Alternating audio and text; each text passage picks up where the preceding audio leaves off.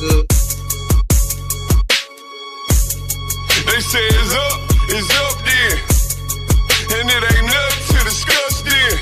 Pillow talking with revenge, we like best friends. Just left Atlanta, now I'm in Bama on the West End. Blood on 125th, don't you know about that? I can't fall out with my niggas, where they do that at?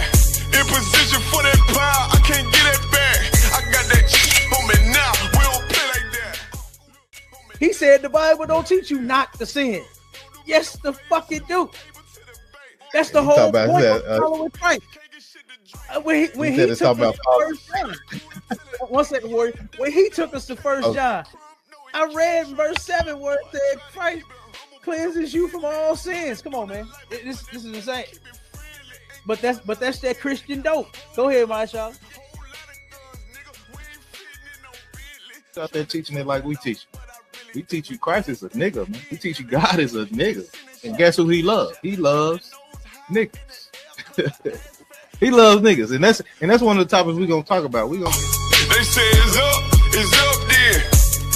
And it ain't nothing to discuss then. Pillow talking with revenge, we like best friends. Just left Atlanta, now I'm in Bama on the West End. Blood on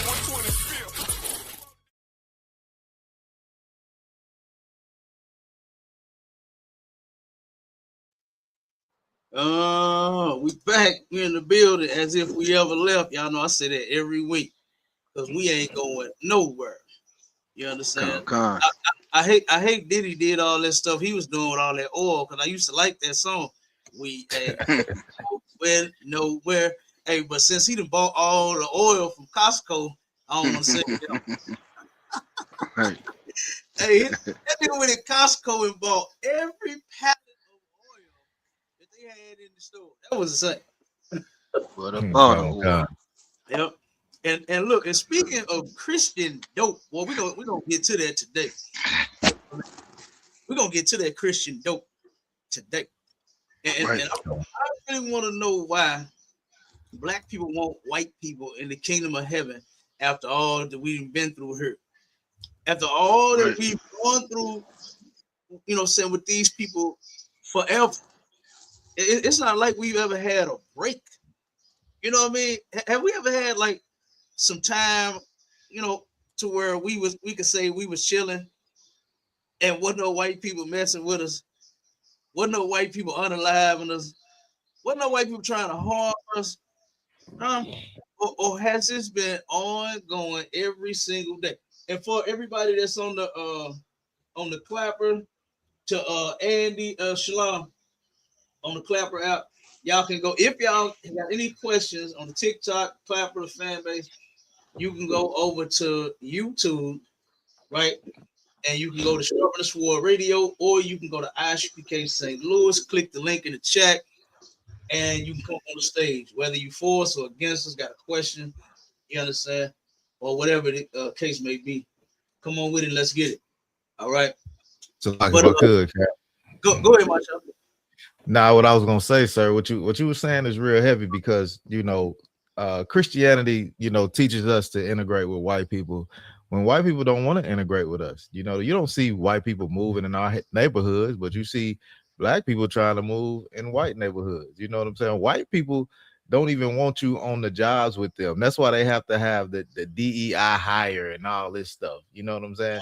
They don't want to be integrated with you, but we spent our whole life coming out of slavery to integrate with them when we should have got the hell as far away as we could from them. So no, that's a fact. Right. That's a fact. And they don't want us, they really don't want us on the job.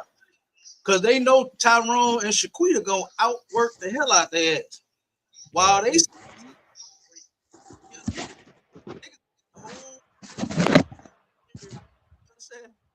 got the whole warehouse put up while they taking a smoke break. So they definitely don't want the boss to see that. You know what I mean?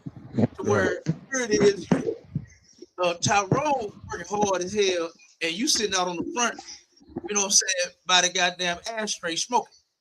You know, so they definitely don't want to turn around and see us, you know what I'm saying, see us some jobs. They really hate that. You know what I mean? Oh, we got the killer in the building. Allah Akbar, Shalom, Hey, Shalom, you have a yeah, about you. Hey, shalom. Y'all watching me? How was Shabbat Rakatah? Y'all doing Tabah? Yeah, we Tabah, bro. Even better now that my Nick on the stage. You know what I mean? Right. Yeah, right. Yeah, but yeah, Mashallah, you're right though. You know, we have always since forever been trying to join with these people when they don't want to join us. As you can see, you know, like what people do, you know, like forcing themselves on somebody. You know what I mean? That's kind of like the relationship that we have with white people. Is here they are. This is like an abusive relationship, right? To where the woman is she come home, husband walked through the door, hey honey, she just so happy to see him, and he just slapped the shit out of her and tell her, bitch, go make me something to eat. You know what I mean? And she go in there and try her best. She got a black eye now it's shut. She trying her best to look at the chicken to make sure she don't burn it. You know what I'm saying? She trying her best to impress this damn man with this food, with this black eye, busted lip. You know what I mean? And she's trying to show him that she cares, she love him, and that's what white people do, man. We are trying our best to show them that we not like other. I heard that the other day.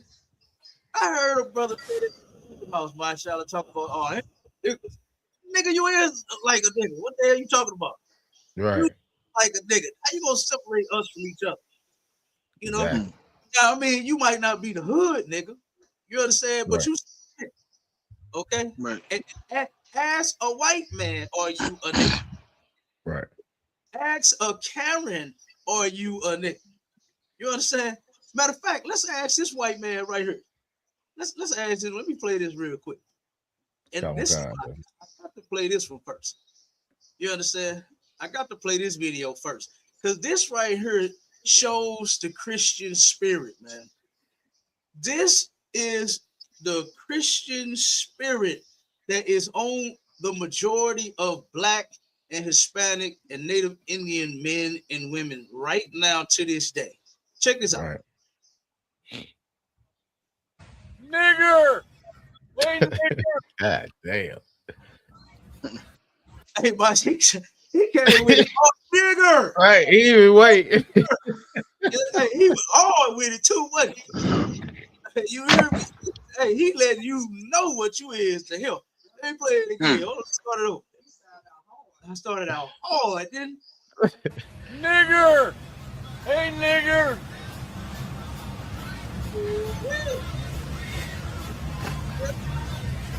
You want to film me? But and then he a gay white man too. He's talking to a black man. You want to film me? You want to film me? Like that was kind of slutty. Like you know what I'm saying? That was kind of you want to film me? You about to take his shirt off? He about to get out the truck and stretch. You want to film me? Right. And you see he drunk. You understand? He probably want a little liquor, a little meth. You know, you want to film me? He got his phone out. You understand? And the white man is finna start undressing. Okay, you know how the white man did when Captain Tazariak beat his ass in that debate, turned around and took his clothes off in front of his daughter. That was ridiculous. I said, damn, Cap was beating his ass so bad, this man took his damn clothes off. He didn't know what, lost the debate and started stripping naked. I said, God damn. And he sounded the same way, like he want to start taking his clothes off for his brother. But listen to the Christian. Here you go. You're a nigger. Hey, nigger. I'm a beautiful one, though. Fuck you, nigger. You really sad. You need Jesus. Did you hear what he said? I'm a beautiful one. Fuck you, nigger. Like he don't want to hear that. And listen, for all you niggas out there that think you ain't a nigga, you are. Do you hear this white man telling you that you a nigga? Right. He don't care about you being no beautiful nigga. You a nigga. Nigga.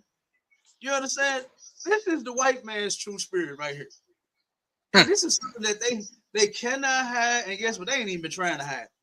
Nah. They have never even been trying to hide this from us. Okay, but here we go. Let's hear the Christian some more. Listen to this. Nigger. I'll pray for you.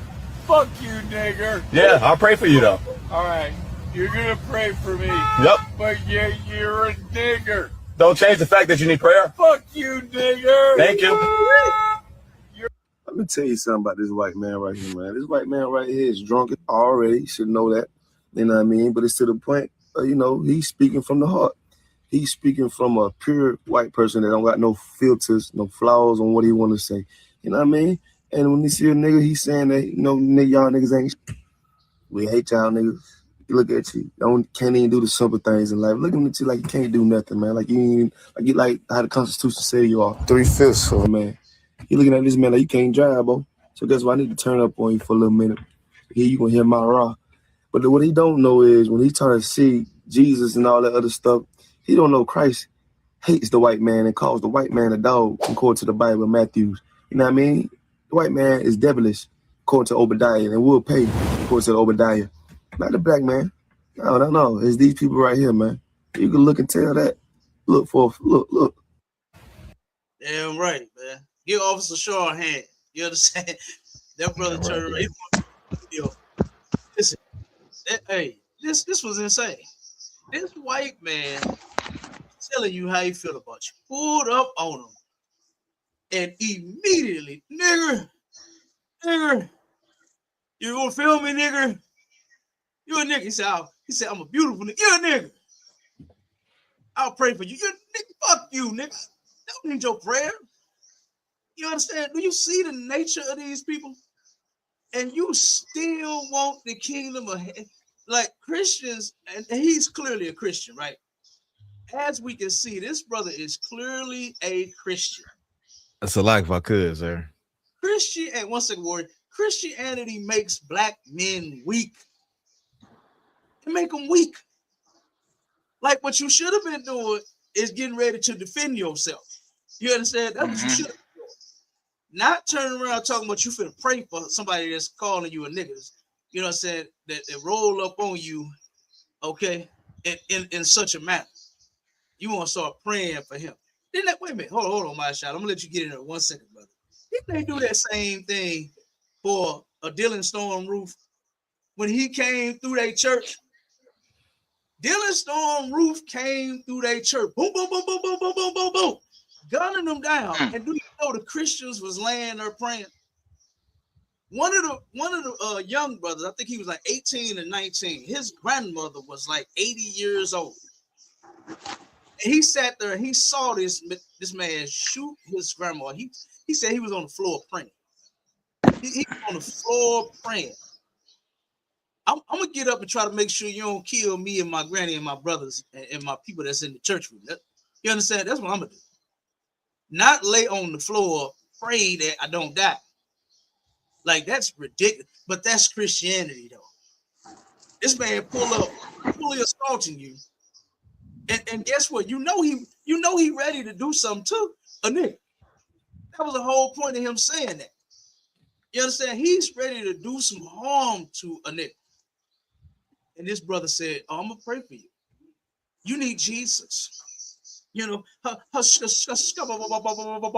that was gonna do something for the like that was gonna do something for the white man.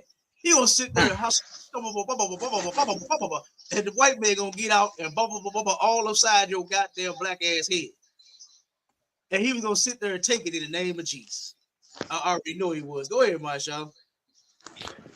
Sir. Now, what I was gonna say is, Christianity just make our men so weak. We got Officer Marsar in the chat. He said, "I hate Christianity. It makes brother sissified." And this is why the general said you have to say something back to the white man. You have to call him a pedophile. You gotta call him something, because Christianity teaches us to not say anything back, but God is going to pray for you, or Jesus loves you, or something like that, because the image that you see every day in Christianity is the white man. That is your God. That is your Jesus. And you're scared to hurt his poor little white feelings when he knows that Christianity has made you soft as you know what I'm saying, softer than as hell. You know what I'm saying? Salakia. So. No, that's a fact. You can't just stand there and let nobody, you understand, do any harm to you. It is completely lawful for you to defend yourself. Right. Here you are minding your business. Ain't nothing wrong with you having the phone, the camera out, right? Have some evidence. Have some proof of you sitting in your vehicle and this devil pulls on the side of you and started attacking you. Right. So there's nothing wrong with you recording. Nothing wrong with you having some evidence. But don't be a bitch and sit there and I'm gonna pray for you. I'm gonna pray for you. You need Jesus. Do you know who Jesus Christ is? Are you willing to let Jesus Christ come into your life? Can I hold your hand and pray for you? Man, damn that. You understand? I got some of them I'm gonna pray for. I'm gonna pray that all, how many I got in this thing, I got in this clip. I'm gonna pray that all of them get you. You understand? That's what I'm gonna pray for. I'm gonna pray that every last one of them that I got in this clip hit you. You understand? That's what I'm gonna be praying. Not praying. Oh Jesus. Oh, pray. Let me put hands on your forehead, Mr. Devil. Let me put hands on you real quick, and hope you catch the Holy Ghost. You know what I'm saying? That's what the brother probably wanted to do. He probably wanted to go up to him. What they say, my child? He wanted to minister to him.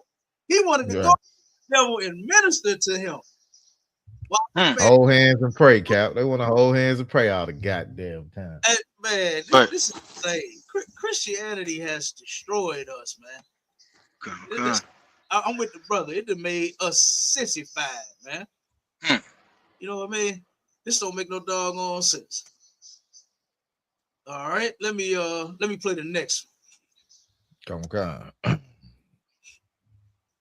Check this out.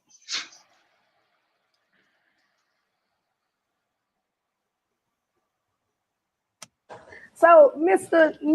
Nigga right here, you the one like call people niggas. Call me. Come on, Mr. Nigga. Bring them out. It's gonna be hard to yell with these hands in your mouth. Excuse me, sister. Hold on. I made a mistake, man. I picked the wrong video. They made oh man, you know, it's an actual event that happened. And this scene that they doing, I forgot they made a little skit. Parody. Find that video for me. I sent it to you, I believe. The actual thing when Candace Matthews and Cornell X walked up on that attorney. Pull that one for me. I'm gonna play the next one. Yeah, because this is the one where they did the skit of it. Yo, I got another one though. I'm gonna play this one while you find that one. Yeah.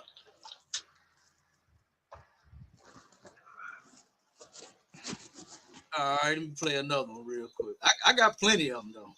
I got plenty. Kind of.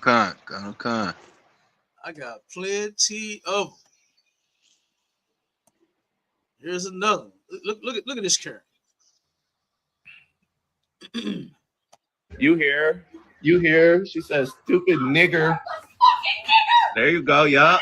That's Julie for y'all. I'm posting this shit. This Julie. That's Julie. This the real Julie. This ain't the fake shit. Y'all probably right at UTMC. She is racist. You heard her. You hear? She says, "Stupid nigger." There you go, yup. That's Julie for y'all. I'm posting this shit. This Julie. That's Julie. This the real Julie. This ain't the fake shit. Y'all probably right at UTMC. She is racist. You heard her. Now I wonder what is he to Julie. You understand? I wonder if this is Julie's son, or I don't know, or if he thought he was gonna fall in love with Julie or something. That's what I'll be understanding about black people that get with white people, because you are going to be a nigga as soon as they mad at you. Every single time they get mad at you, you are going to. You heard him. Go ahead, Warren. Cap. It says biracial man posts white mom call oh, that's his mom. Okay. Calling him N-word. So from the title, it sounds like that's his mother. Yeah. Damn. Mama. Look at the situation that black men put their children in, having a damn baby with a white girl. Because that's how they feel about. They don't treat our children right at all. You understand? And we definitely do not. That's matter of fact. Give me that. Give me that in the law, my child. Give me that in Deuteronomy. We're not supposed to marry the other nations of people. Come on, I got that video. I got that video for you, other one. Okay, God, we're gonna play that one next. Okay. And if I could, that one.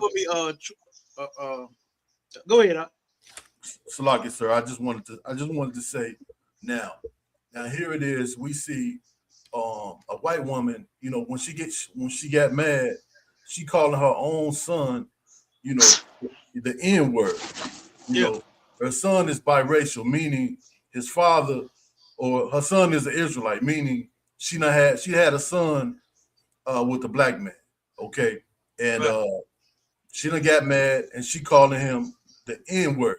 Now, they want us, these sisters that's out here dating white men. They want us to believe that when that white man gets upset with them, that he's or when he's taking them to Pound Town, he's not using the N word.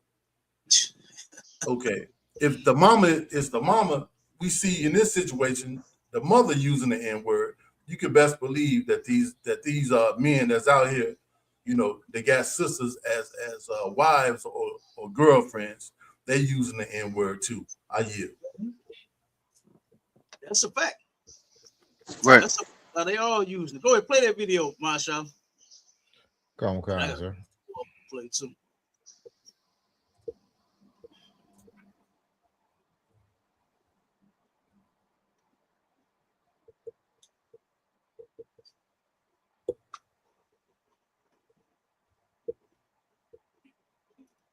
Not this.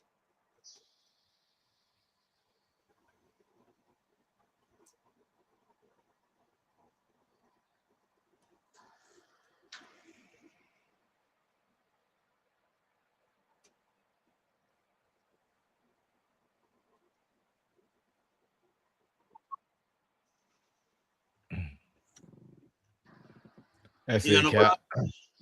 Go ahead, play it up. Okay, I thought I played it already. It didn't the volume didn't. No sound. Ain't no sound. Oh man, hold on 1 second. It's a lock here. I don't know. Let me try it another way, Cap. See if it worked that way. Let me see. Let me stop sharing the screen on this one. Oh man.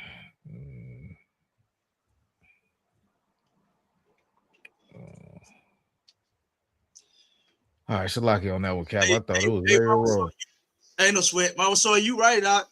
It is sad that black people run to be in relationships with them. You know, and this is what we always run into. We always encounter that. You know, right? It was a devil on Clubhouse.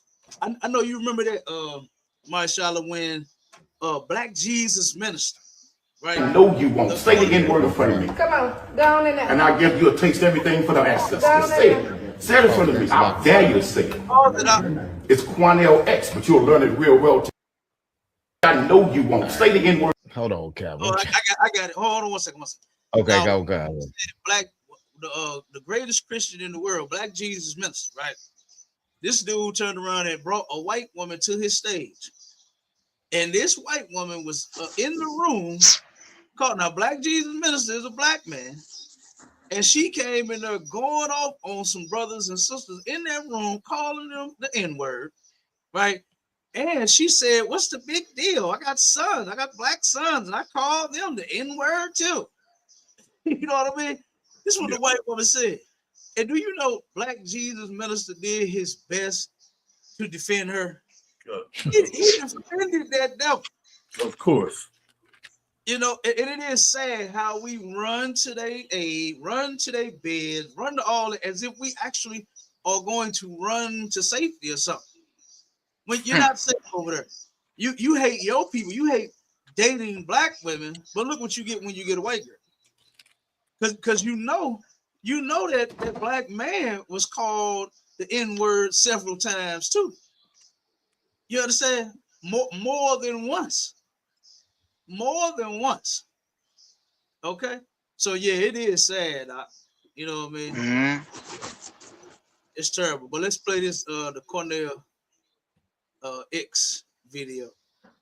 In front of me. Come on, go on in there. And I guess you'll taste everything for the ancestors. Say it. Say it in front of me. I dare you to say it. It's Quanell X, but you'll learn it real well today. Yeah. Say it. I bet you won't say a word in my face. See, you talk to black women like that by themselves. You intimidate black women by themselves. But a black man, you won't open your goddamn mouth. I dare you to say it. That hearing aid. I dare you to say it. That hearing aid, yeah, shit. Get your old ass down. Run around with your power. She said, "Get your old ass in there." Hey, but you know what? That is true. And the majority of videos that I have is the white man assaulting the black woman. Drop that one, my shadow. Let me pull this up. Gone kind. Yep. He right though. You know what I mean? They do that to black women. Yeah. They go in on us. But that black man, he gonna say it to him. No. Right. He know he gonna get his teeth shoved down his throat. He couldn't even talk then. You understand? He didn't even say a word. He he was going to talk and shut his mouth. Go ahead. Like if I could, sir. Go ahead. You know what he was waiting on. He was waiting on a black Christian to come and save him and say, "Oh, don't talk to him like that." Right. That was what he was waiting on, but it didn't happen. You know what I'm saying? Because we know for doing it. You ain't gotta talk to him like that. You ain't gotta treat him like that. That's what he was waiting on, but it didn't come. So he had to go on and make moves. So like it. Right. And where my Christians at? Because I really want to know, why do you all want these people in the kingdom of heaven with us? And to Jose J on the TikTok, he said he got a genuine question. Are black people considered chosen people? That's a fact, Jose. Blacks, Hispanics, and Native Indians are God's chosen people. It's in the Bible. All right. Not nobody else, especially these people that we showing on these videos. Right. And then Charles, is that right? Charles by God says, you realize you got white in your DNA. No, Charles, I didn't realize that. Tell me how I got white in my DNA. Tell me how I got white in my DNA, Charles. This fool named Charles by God. Man, maybe have some dumb names, don't they? Come on, hurry up and answer. And if you want to, Charles, go over to YouTube, go to ISUPK St. Louis or Sharpness for Radio, and let's have a discussion about this, Charles. I really want to know how I got white in my DNA. Because my daddy ain't white. His daddy wasn't white. And his daddy wasn't white. So I want to know how my DNA, Charles. Go ahead. Go ahead. Yeah, for the guy Charles on the TikTok. Look, your white lies. We don't believe in white lies in the ISUPK under Commander Junior Holland. So you're gonna have to come and prove what come out of your dumb white mouth. You got to come here and prove it. We don't believe nothing that you say. You know what I'm saying? Salakia, sir. And listen, you called it right now. Not dumb. Charles is completely dumb. He said, "Get a DNA test. We're all mixed." Charles, that is the stupidest thing in the world. What makes a person mixed? And then what would they be? What race would we identify as if we're all damn mixed? No person. If a black man has a child by a white woman, the child isn't mixed. You know what, Charles? White people made that up to keep black people confused. Right. You know what I mean? They made that lie up to keep black people confused. When you go in the Bible says that you are the seed of your father. Whatever race the father is, that's what the child is. It doesn't matter about what I'll say it in a metaphor. Hopefully you can understand. You probably don't get sex much. You understand? White men don't get no sex. They get gay sex and children sex. They don't have no woman. Right. They don't have regular sex. They don't get no regular sex out there. You know what I'm saying? But if you have regular sex, Charles, with an adult woman, you understand? And whatever you are, that's what that child, regardless of what the woman race is. Okay, because the woman's race does not determine the child's identity. Only the man. The seed comes from the man. Do you know you have seeds? Or you probably don't, Charles. I understand. I get it. You probably lacking some seeds. You understand? So someone want some seeds. Don't nobody even want them seeds, right. He can't even find a woman. Okay, but Charles, man, come on, man. You got white? Oh my God. To the brother ARP, I think that's what he said. Was Ruth an Israelite? What you think Ruth was? I'm gonna ask you that question before I answer. Charles, he got black in his DNA. Oh man, they didn't went from I got black friends to I got black in my DNA. Lord have mercy. The white man is the devil. The Bible speaks of. Lord have mercy. Cap, it's like if I could, Cap. He think because his ancestors raped some of my ancestors, he got black in him. That's why he don't know. He's idiot. He said we're all. He meant to say mixed. He said we're all mixed one love. No, that's not true, man. That is not true, Charles. You need to stop that, man. He said learn to be an American, dude. Listen, American. Listen, Charles. I'm not an American. All right, and since for almost 14 years now, I have been under Commanding General Yohana in the ISK, and I done unlearned all that American bullshit. That's right. And we have gotten back to our culture. So that's what I've learned. And guess what? I ain't trying to unlearn this. All right. I have learned that Jesus Christ, you know, your people told us that Jesus Christ was white. Right? Pick one of the gayest looking white men they could find. Portray the roughest, toughest Negro in the world. The baddest black man that ever lived, Jesus Christ, Yahweh the Hebrew. You picked a sissified white man to play that role. Oh my God. You understand? And no, my mother and my father were both Israelites, Charles. Yeah. You say you don't hate me. Come on, Charles. Come on, Charles. You know you do. And the brother ARP said he thinks she was. That's a fact. Ruth was an Israelite. All right. Absolutely. All right. So let's see. You can love your culture. Charles says you can love your culture, but you ain't got to hate. Why? The Bible says there's a time and a place for all things, Charles. It's a time for love. Guess what? I would never love you and your people. You understand? I only love my own. But there is a time to hate. And guess what? I hate you and your people for all of the crimes that you have committed towards ours. All right. And it ain't got to be you personally, Charles. Maybe you didn't. You say you got black in you. Maybe you different, right? Maybe you got black friends. And maybe you like black people. Okay. But your ancestors showed don't. These people on these videos, they showed don't. You understand? And this dude said, hey, Charles, I'm finna be done with you. Charles said Jesus Christ could have been Korean. It's all the same outcome. You're looking at color. Oh my God. Hey, Charles, is it color in the Bible?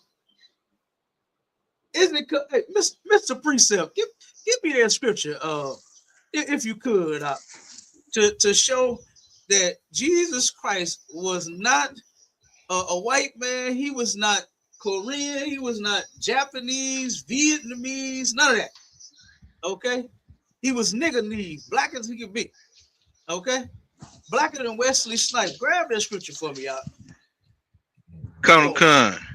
I got you, sir. The book of Revelations, chapter 1 and verse 14. His head and his hairs were white like wool. Now, this is a vision that John had, Charles. Are you familiar with the Bible? Okay. He had this revelation, right, about Jesus Christ. You know, the word revelation means to reveal. The Bible reveals, even though we haven't seen, I'm talking about we today haven't seen Christ, it tells us exactly what he looked like. All right. So it's describing the hair on his head, his fro, and his beard. It said it was white like wool. Keep reading up. Come. As white as snow. So the wool is one second. The wool is the texture, and the white as snow is the color. Keep going. And his eyes were as a flame of fire. And his eyes was as a flame of fire. The Bible said that Christ drank wine. So, you know, when black men drink a little bit, get a little buzz, their eyes get red. Keep going. Verse 15. And his feet like unto fine brass. Feet like unto fine brass. It is does brass have a color? Charles, keep going. As if they burn in a furnace. So when you put something in a furnace, it get what? Real black. Get black. You understand? You burn it and it gets black. All right. So that's what it's talking about. Christ was blacker than Wesley Snipes. All right, Charles. And then Charles said he like the human race. He don't look at color. Charles, stop lying, man. Charles, stop it, dude. Come on, man. Hey, he funny as hell. Like you, sir. Go ahead. You wanted to go to the what's that, Song of Solomon?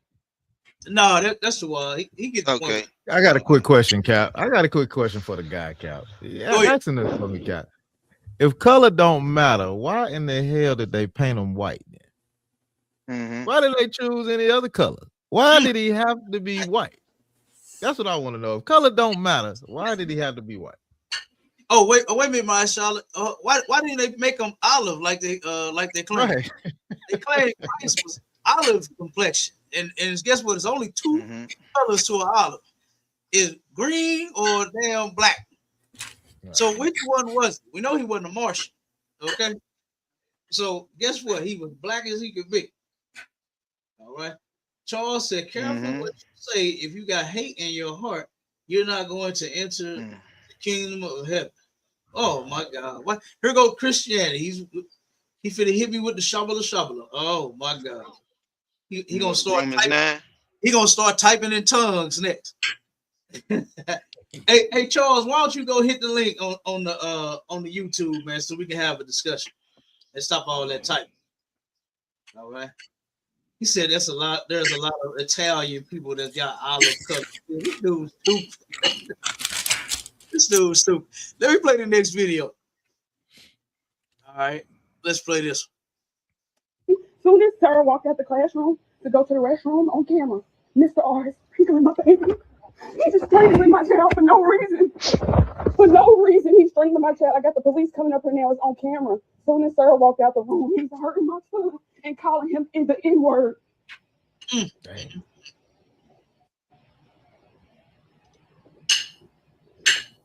The police is on the way. I put the camera in his hair. And my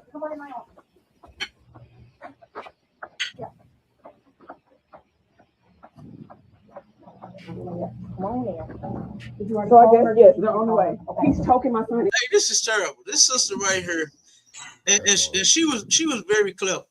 You understand? I don't know how she pulled that shit off, but she did. This sister turned around and placed a hidden camera in her son's hair, and what she sees on the camera is the white man beating on her son and calling him the N-word. And mind you, the kid is autistic, man. And I think he's what they say, nonverbal. He's nonverbal. He can't even talk. A defenseless little kid, and you up here abusing him, and that's in the scripture too. Give me that Halakamah. Grab that scripture, the one to where they would not regard the elders or the young. Give me that in Deuteronomy. Come, sir. Because the Bible, and I hate that Christians have turned the Bible into a book of gospel songs. You know what I mean? Because we think that God is fascinated with us singing and dancing all goddamn day, when we actually should be reading what's inside of it, not trying to make the next damn gospel song out of it. You know, we should be reading what's inside the book. And the Lord told us the type of people that we will be dealing with. Right here in the scripture. It's right there in the Bible. And guess what? You would know how to move in this place if you knew the actual word of God.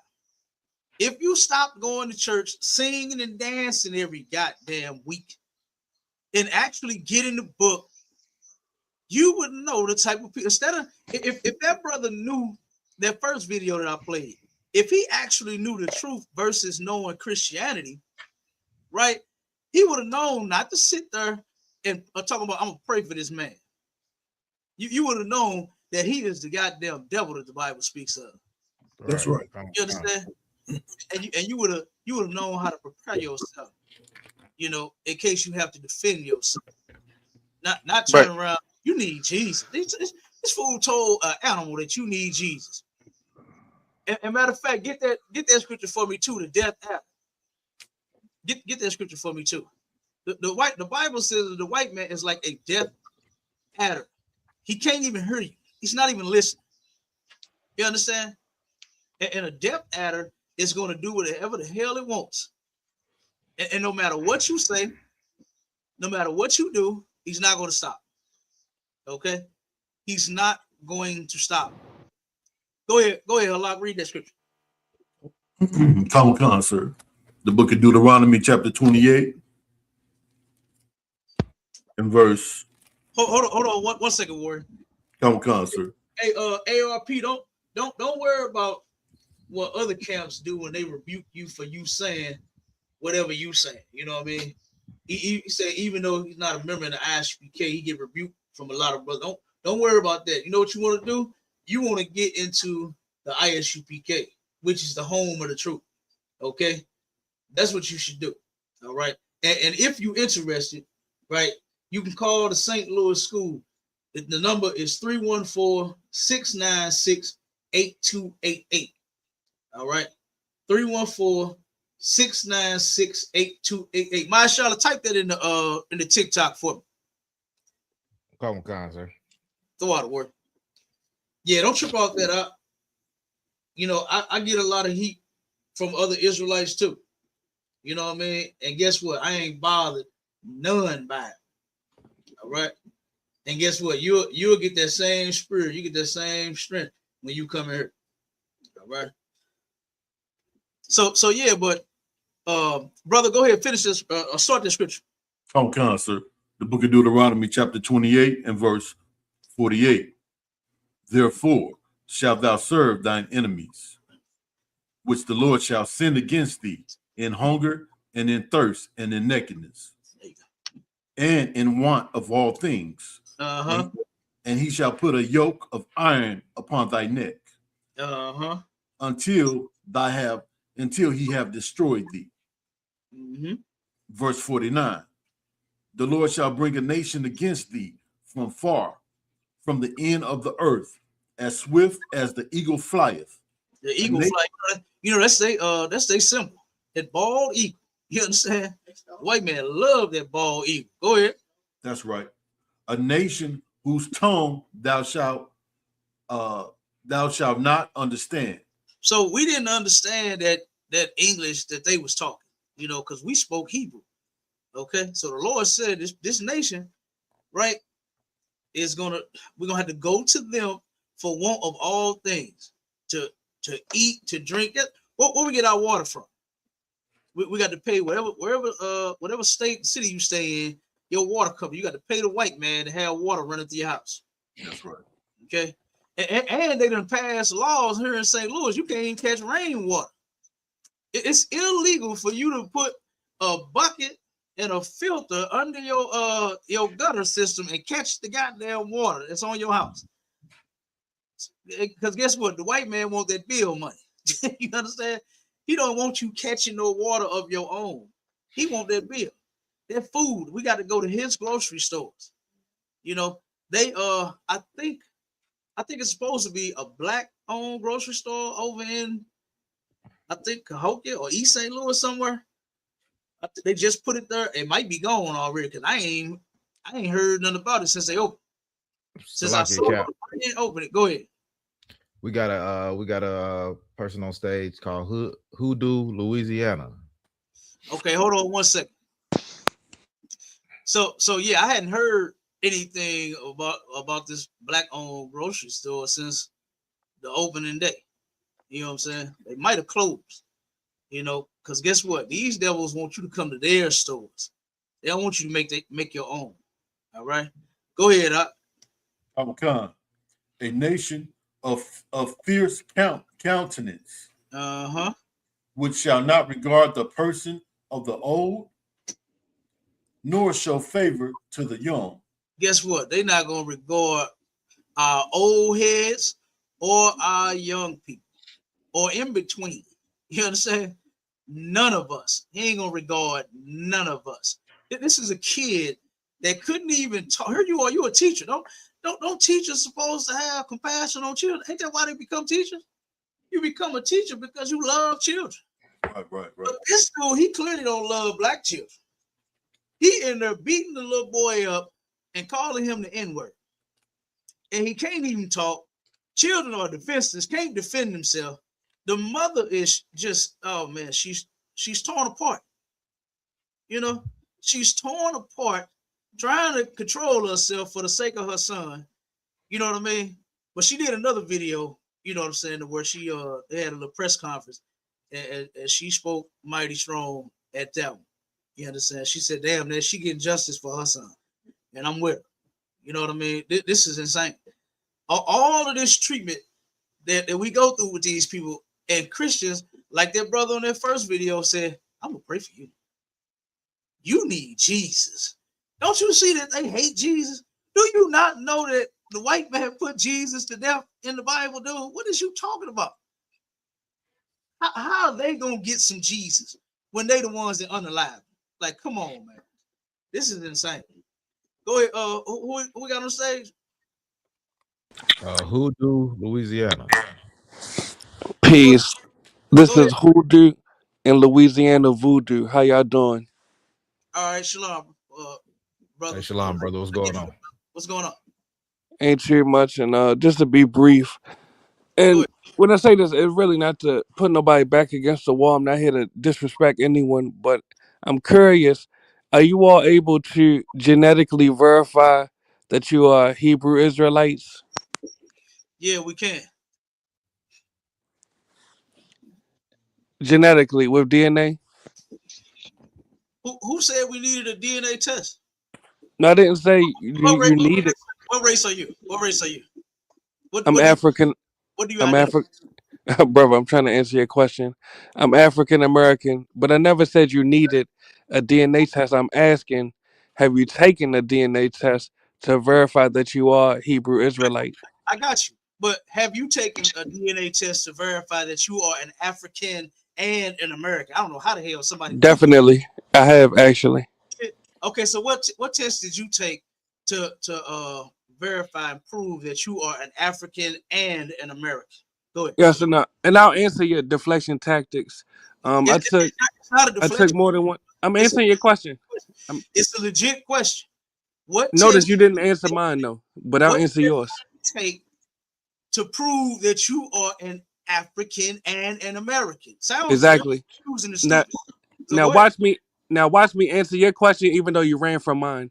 Now I'm trying to. Can I answer your question? Go ahead. Yes, I took. Matter of fact, I'm gonna shout the African American owned company out first. There's a company called African Ancestry DNA. Additionally, I took Ancestry.com and some other companies I don't want to shout out. But to answer your question, why you don't want to shout them I out? have because they're not owned by African Americans. But you took this DNA test from them, and they told you were African American, and you. Yeah, brother, I'm trying to tell you. Can I tell you my genetic breakdown? Why you won't shout them out? They're told. They gave you your answer. Exactly. I'm gonna shout out my genetic breakdown. And notice you still running from my question, but let me answer yours. I have. All right, go ahead. You talk since you want to talk. I'm listening, brother. I didn't run. You keep saying I ran from something. I didn't run. All right, so brother, do you have any DNA evidence that you're Hebrew Israelite? Yeah, we got proof. And how did you get that proof? It's in the Bible. I said genetic evidence, brother. I'm telling you my evidence. It's in the Bible. Oh, so it's basically a spiritual conviction. You have no tangible DNA evidence. I didn't say spiritual conviction. That's not what I said. I said, brother, you talking about you read the Bible and you're spiritually convicted. You don't have no DNA evidence. I didn't say I was spiritually convicted of anything. Exactly. So do you have any DNA evidence? Yes or no? That's what I said. Do you have any DNA evidence? Yes or no, brother? I want to hear your DNA evidence. I told you mine. You don't want to shout and look, when I asked you, you run. I didn't run. Okay, so do you have any DNA evidence, brother? I didn't run. Here's the thing. Here's the thing. Do you have any DNA evidence? This is why I don't answer. Because guess what? Nobody looks for proof of anybody being anything else. But soon as a nigga say that, so you don't have proof, brother. Hold on, dude. Soon as a nigga say that he's an Israelite, now all of a sudden you want to see proof. You ain't went nowhere to take no goddamn test to prove that you are an African American. Nigga, you took the title that the thou shalt not lie in the Bible. Why you lying? You took the title the white people gave you. And the Bible will say thou shalt not lie. The title the white people gave you. Don't you know? And the Bible will say thou shalt not lie. Why you lying? Don't even go by African, dude. Do you know that? Do you know that real Africans don't even go by African? They'll tell you what tribe they from.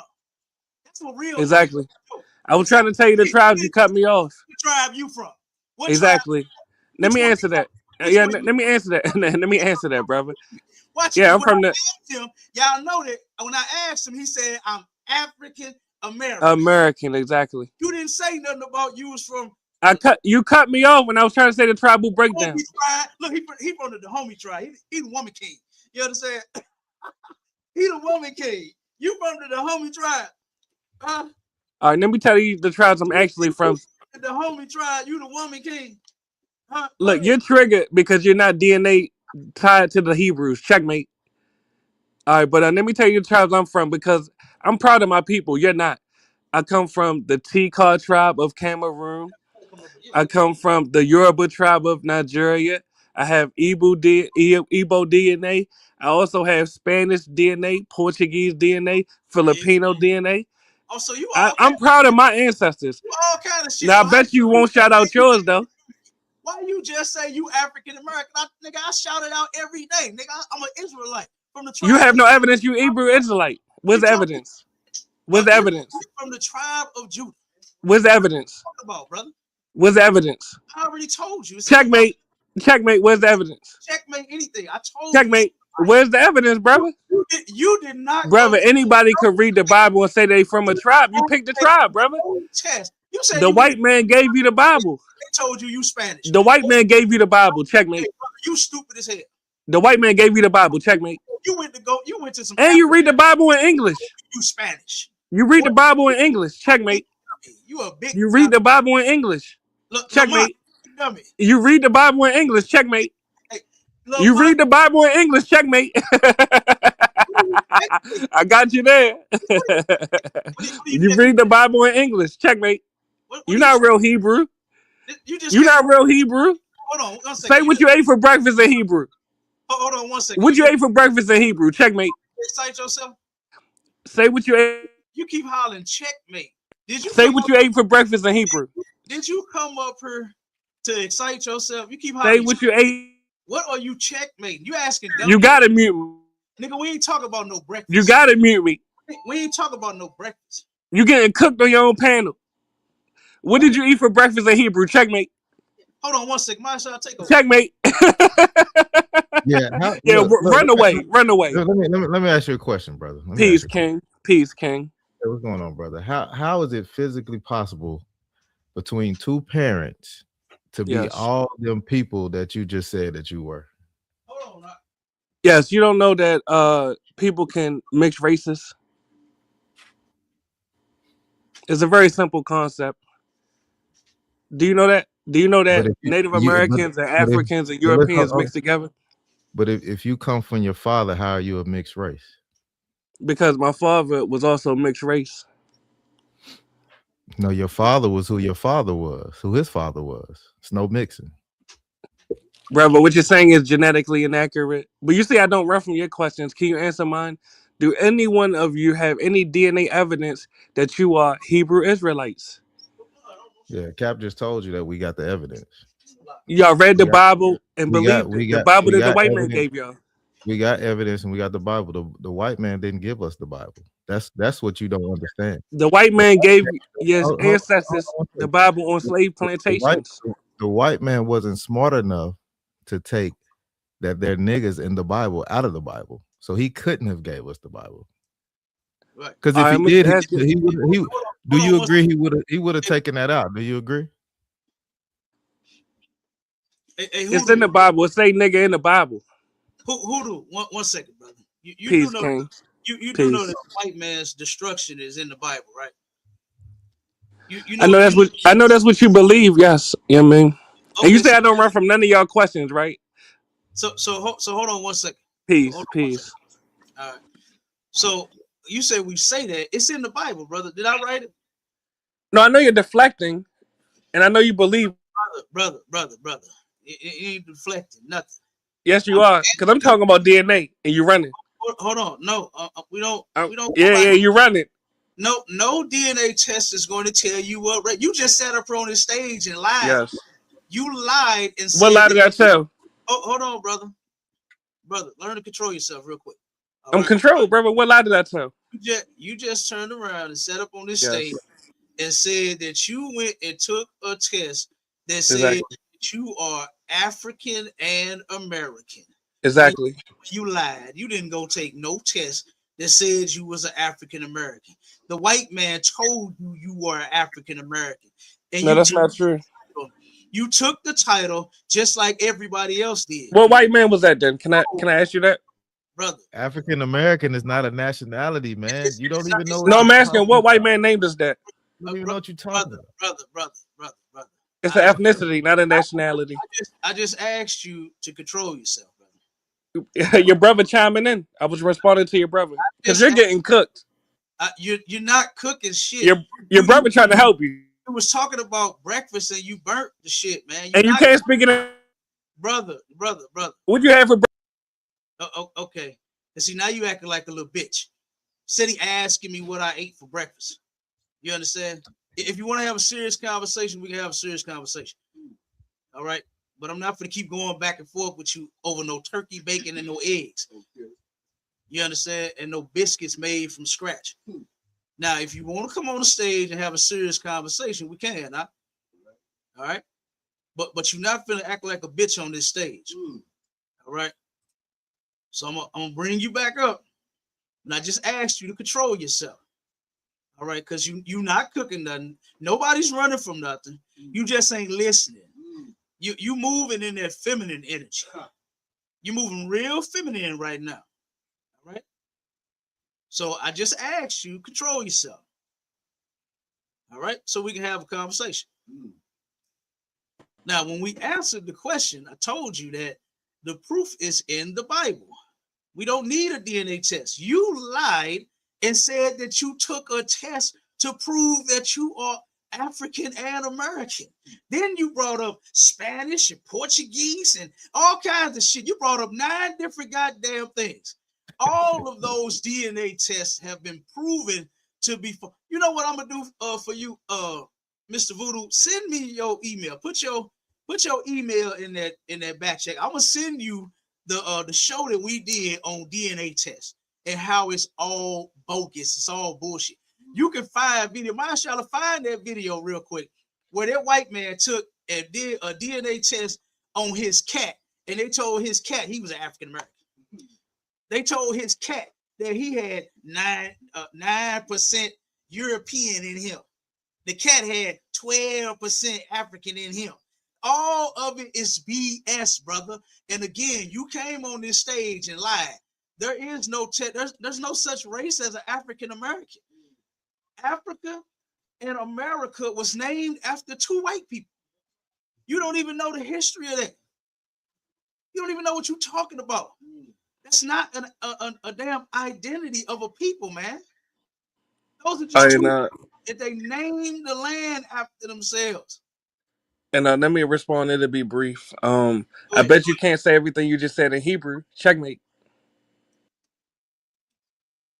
All right, checkmate and drop your bitch ass. All right. So listen, bro. Like I said, if you want to have a real conversation, we can have one. All right. But you just came up here to turn yourself on. Okay, because you ain't even talking about nothing, man. You don't even know what the hell you talking about. This brother said he took a test to prove he was an African American. Am I being punked? Huh? Is TMZ gonna come out the bush? Crazy. You understand? And say, ha, we got you. You understand? Come on, man. This dude said he took a test. What Negro take a test to prove you're African American? Man, nobody can. What test do they even give you to prove that you are African American?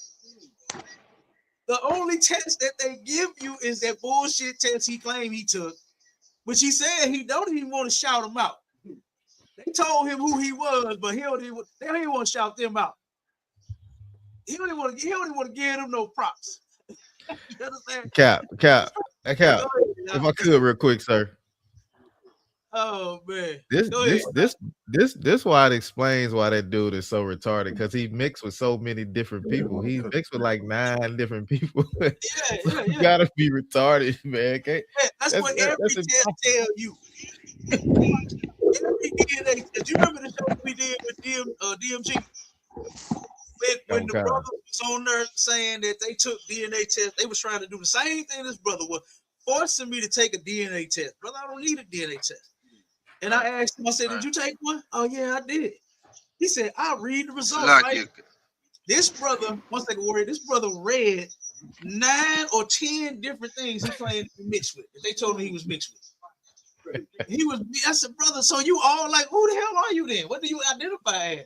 If you 9 different damn people, which one are you? This is stupid. That DNA thing is bogus. That African company, I don't remember the name of it, but that African company, they was on the news. You understand?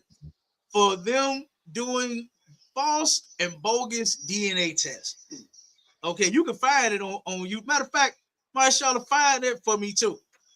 Find that for me where they busted that African doing those fake tests to where that black woman, they told her that she was from like 3 different tribes in Africa, something like that. And they found out that they was just running a scam. You know, them Africans be running scams, been running scams on us for the longest. They have been running scams on us for the longest. And they just found something that since you Negroes want to be an African so damn bad, you want to be African so goddamn bad, okay, we're going to make you an African then.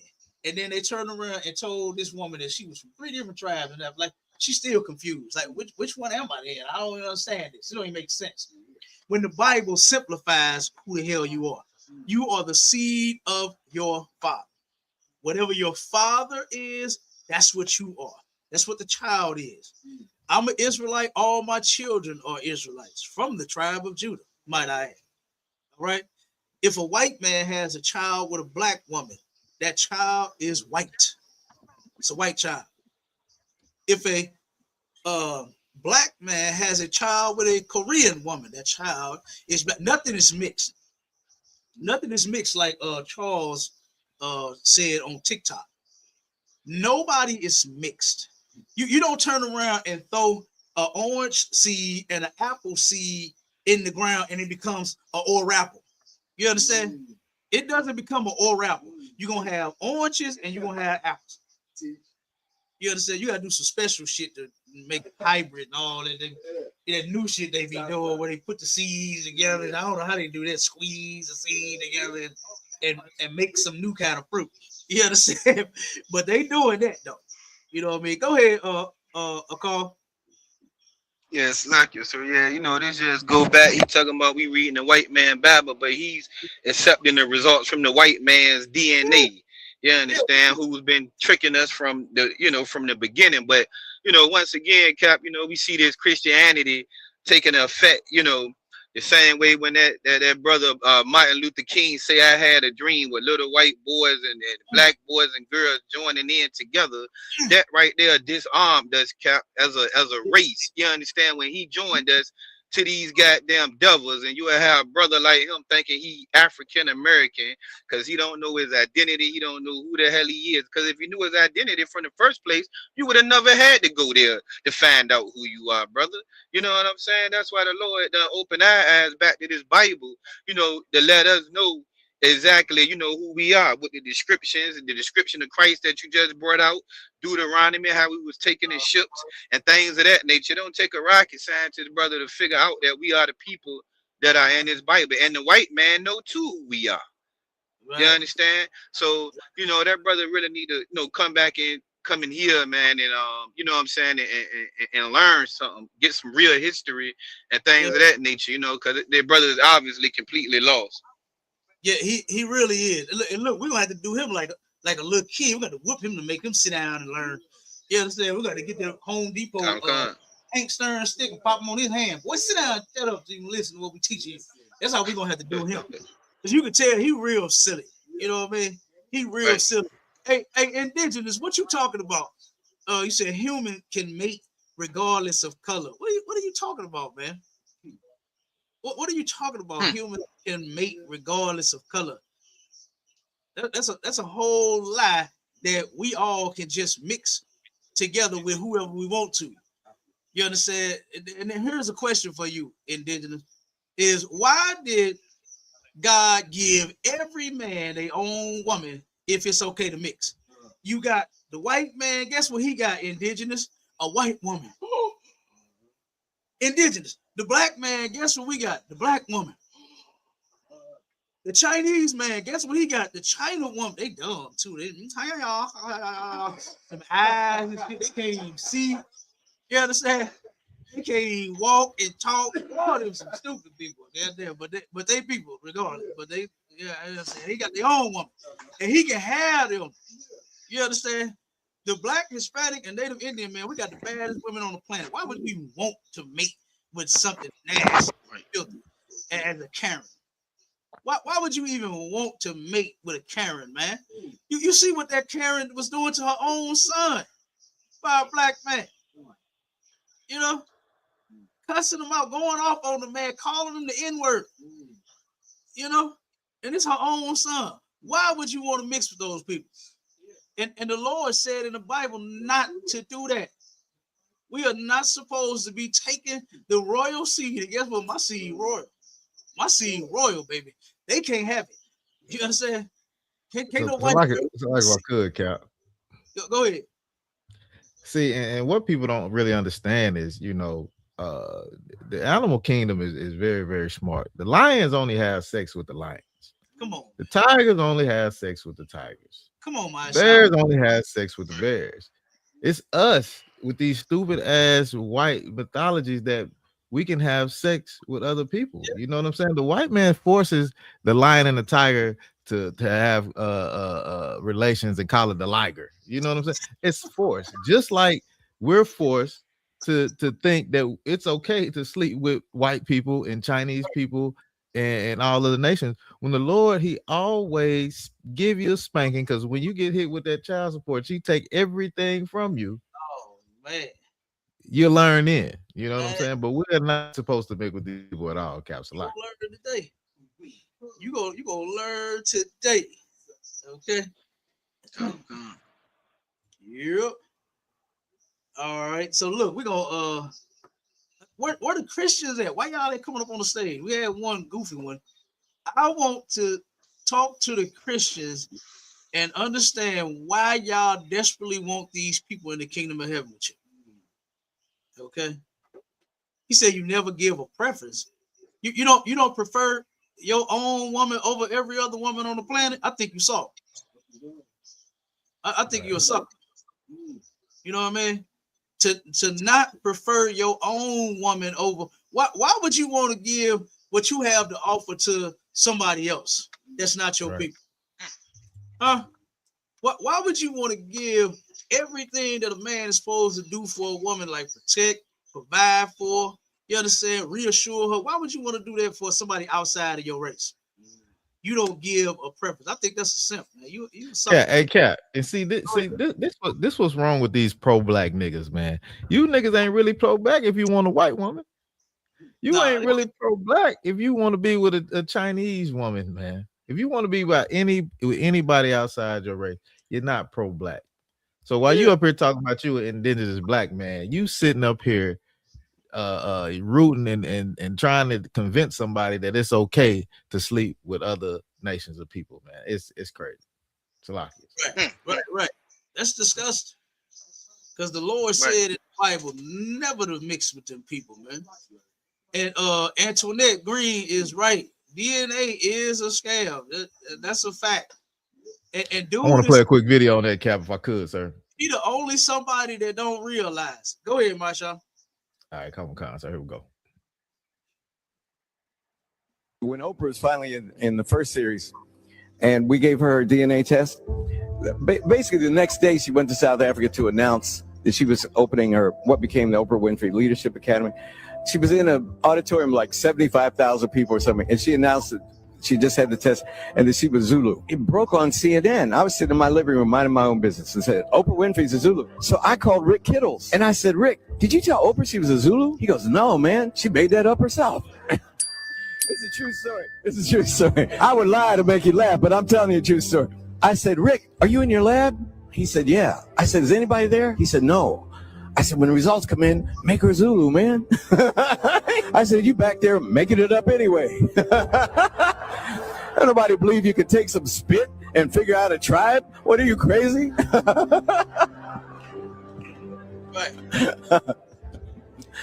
So anyway. There is no DNA test that you can take that is going to tell you what tribe you are from, what race you are. It's not going to happen. That's why they got all them small percentages of all them different people. And all it is guesswork. It's guesswork. They even claim in the research, and if I'm not mistaken, I had to go back in the notes that I got. It can only go back to like 5 close relatives in order to find out who you, and that's evident. You understand? 5 folks that's right now to this day. You know what I mean? It was something like that. I had to go and look up the notes on that. But that DNA stuff, it is a scam. It is not going to tell you who you. That's why the dude turned around and said that the test told him all these different people that he mixed with. And all that is just to keep you confused so that you will not know who you are. You know what I mean? To where you sitting here thinking that you mixed. You know, what the hell is mixed? What race do you become if a black man and a white woman get what are you, blight? You understand? What are you now? What do you become? You know what I'm saying? Like Chinese and Russian, what are you now? Trussian? Like, this shit don't make sense. That don't even make sense. Nobody is mixed, man. It's stupid. You know, that's another lie. You understand? That the white man to put in the earth, he done put so many lies out here. And guess what? Our people gobble them up. They eat them up. They love them lies. You know? And they rely on them instead of the Lord. It's insane. Go ahead, Carl. Right. Yeah, sir. I just had a precept, pretty much discussing, exactly what we're talking about for these brothers that want to mess with these strange women, these heathen women, thinking that they can do that, and also what the Bible calls these types of brothers, what type of men that they are. The book of Proverbs, chapter 7, verse 5. That they may keep thee from the strange woman, from the stranger which flattereth with her words. Okay, y'all learn. go ahead, Oxalak. Come and reread it, Cap. Proverbs 7 and verse 5. That they may keep thee from the strange woman, from the stranger which flattereth with her words. It's a little bit more, Cap. Verse 6. For at the window of my house I looked through my casement.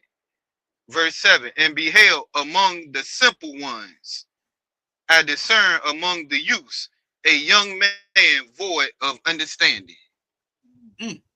Yeah, that brother definitely is void of understanding. He ain't got none. He ain't got no understanding.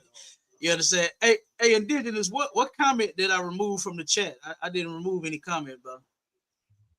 I don't know what comment you're talking about. Whatever comment you put in there is still in there. I didn't remove no comments. Yeah. And look, man, listen, I ain't a hater of the chat. I'll let y'all comment. Whatever y'all want to say, y'all say it. Type it in there. You know, you ain't doing nothing but running your finger lips anyway. You ain't bothering me. Okay. Yep. So let's see what we got there. Let me play this other video. Since we did a few videos that were recent, let's go back and let's see how these people changed. Let's see how these devils changed any. They turn around and been calling us that N-word and been harming us since forever. And let's see about this one. This is the sundown town back in Cicero in Illinois. This is in the 60s right here. All right. And matter of fact, they still got sundown towns today. It's wonder I did the article when they dropped, I think it was like a year or two ago, about the one here in Missouri, about how black people be making sure that they gas up and everything before they get to this point. You understand? Have to stop in their sundown town while they travel because they know that they ain't gonna stop for niggas. You know what I'm saying? They know this. Okay. But let's see how these devils changed in it.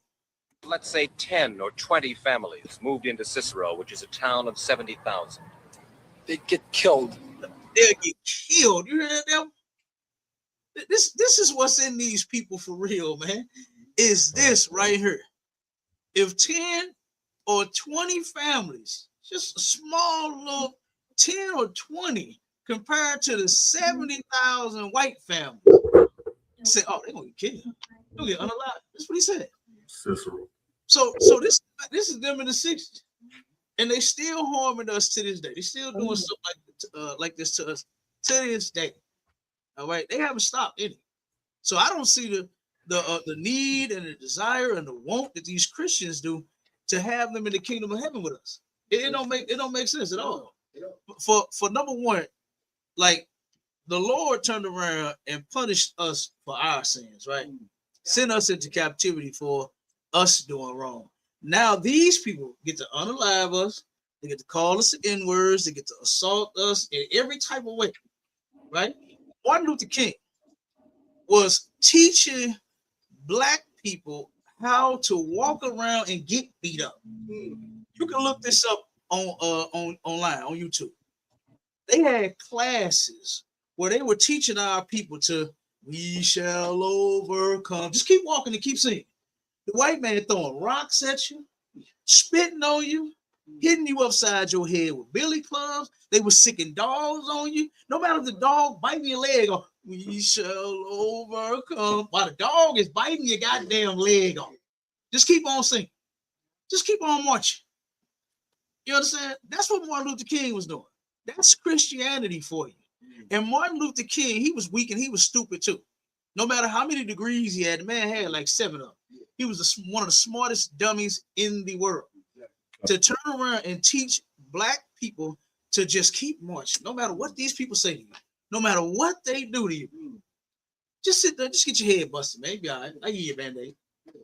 You know, they took children. They had I think it was thousands of little kids between the ages of 10 and 18 that got arrested as criminals.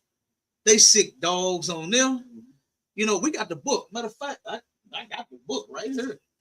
To where on the cover of this book, it's the story of the Birmingham Civil Rights Movement in photographs. The cover of this book got the white man holding this is a teenager. Holding him while the dog is biting him. Look at him. Look how he's just standing there taking the bite. Taking the bite. This is what Christianity has done to us, man. To where abuse is normal to us. Huh? What's this? Talk on the mic if you could. said Christianity have destroyed us. Uh-oh. Is that the one on? Is it on? Turn the other one on. Make sure.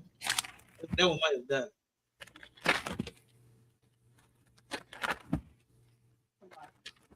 Is that one on too? That was Christianity. No, you neither one of them mics on. Go ahead, sis. Just talk loud as you can. Christianity had destroyed us for the lack of knowledge of who we are. That's right, sis. God is using the right people as a belt to keep us in line. And we still, not me, but right. Some of our brothers and sisters still want to be with this other race, white man and the black men, not just marry them per se, but how they should too.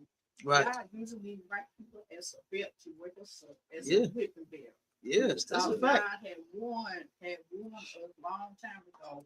That's one of the reasons God made the right people, because we turned our back on him. So God said in his word, you're not going to love no other race other than him. So God put hate in these people hearts to do what they are still doing to us today. Mm-hmm.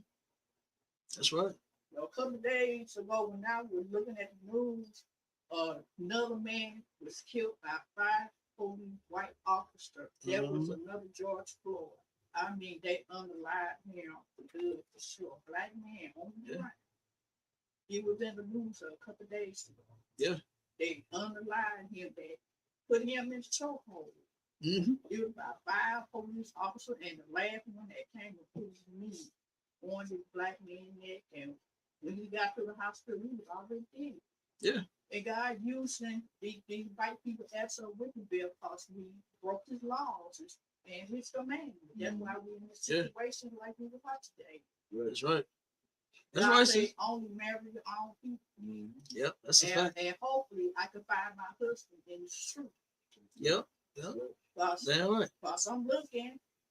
I'm Miss Baby, but I don't know who he is. No, you ain't gotta look. He gonna find you. Look. When you go to one of our events, you know what I'm saying. And once you become a sister, an official sister in the school, you'll get a husband. Don't worry about that. You know what I mean? Don't trip off that. Look at that. Look strong brother sitting next to you. You know what I'm saying? So he like, yeah. No, I'm just messing with y'all. But you give a sister a hand, man. That was actually right on point. You know what I'm saying? Everything that you said, it is correct. The Lord is using these people, you know what I'm saying, as to keep us in line. Right. If we said you're not gonna love no other nation more than him. That's a fact. So you can't. When you do the same thing, your wife step out on you, you give her 125%. Yep. And she gonna love somebody else, marry somebody to have his baby. Would that make you mad? Yes. Mm-hmm. Would that make you mad? Want to kill her, or her to put some hurt? Yeah. Since it make you bad, make you wanna unalive. Listen, sis, I done told my kids, you better not come home. But now nobody outside of this, if she ain't no Israelite, boy, listen, she ain't coming over here for that. You understand? She got her own time. What you gonna do? Man, I ain't gonna deal with it. You know. I'm gonna shun that evil mess. You know what I mean? Because I want my daughters and my sons to find someone and give what they have to offer to their own people. You know what I mean? Because guess what? When you marry outside of your, like for instance, a white girl, what do they know about how we came up? You know what I'm saying? What do they know about never having 2 things to match? You know what I'm saying? Cheese, no burger. You know what I'm saying? Cereal, no milk. You know what I mean? What do they know about that? What they know about land on pallets, on the floor, all the cousins, the family? They don't know none of that.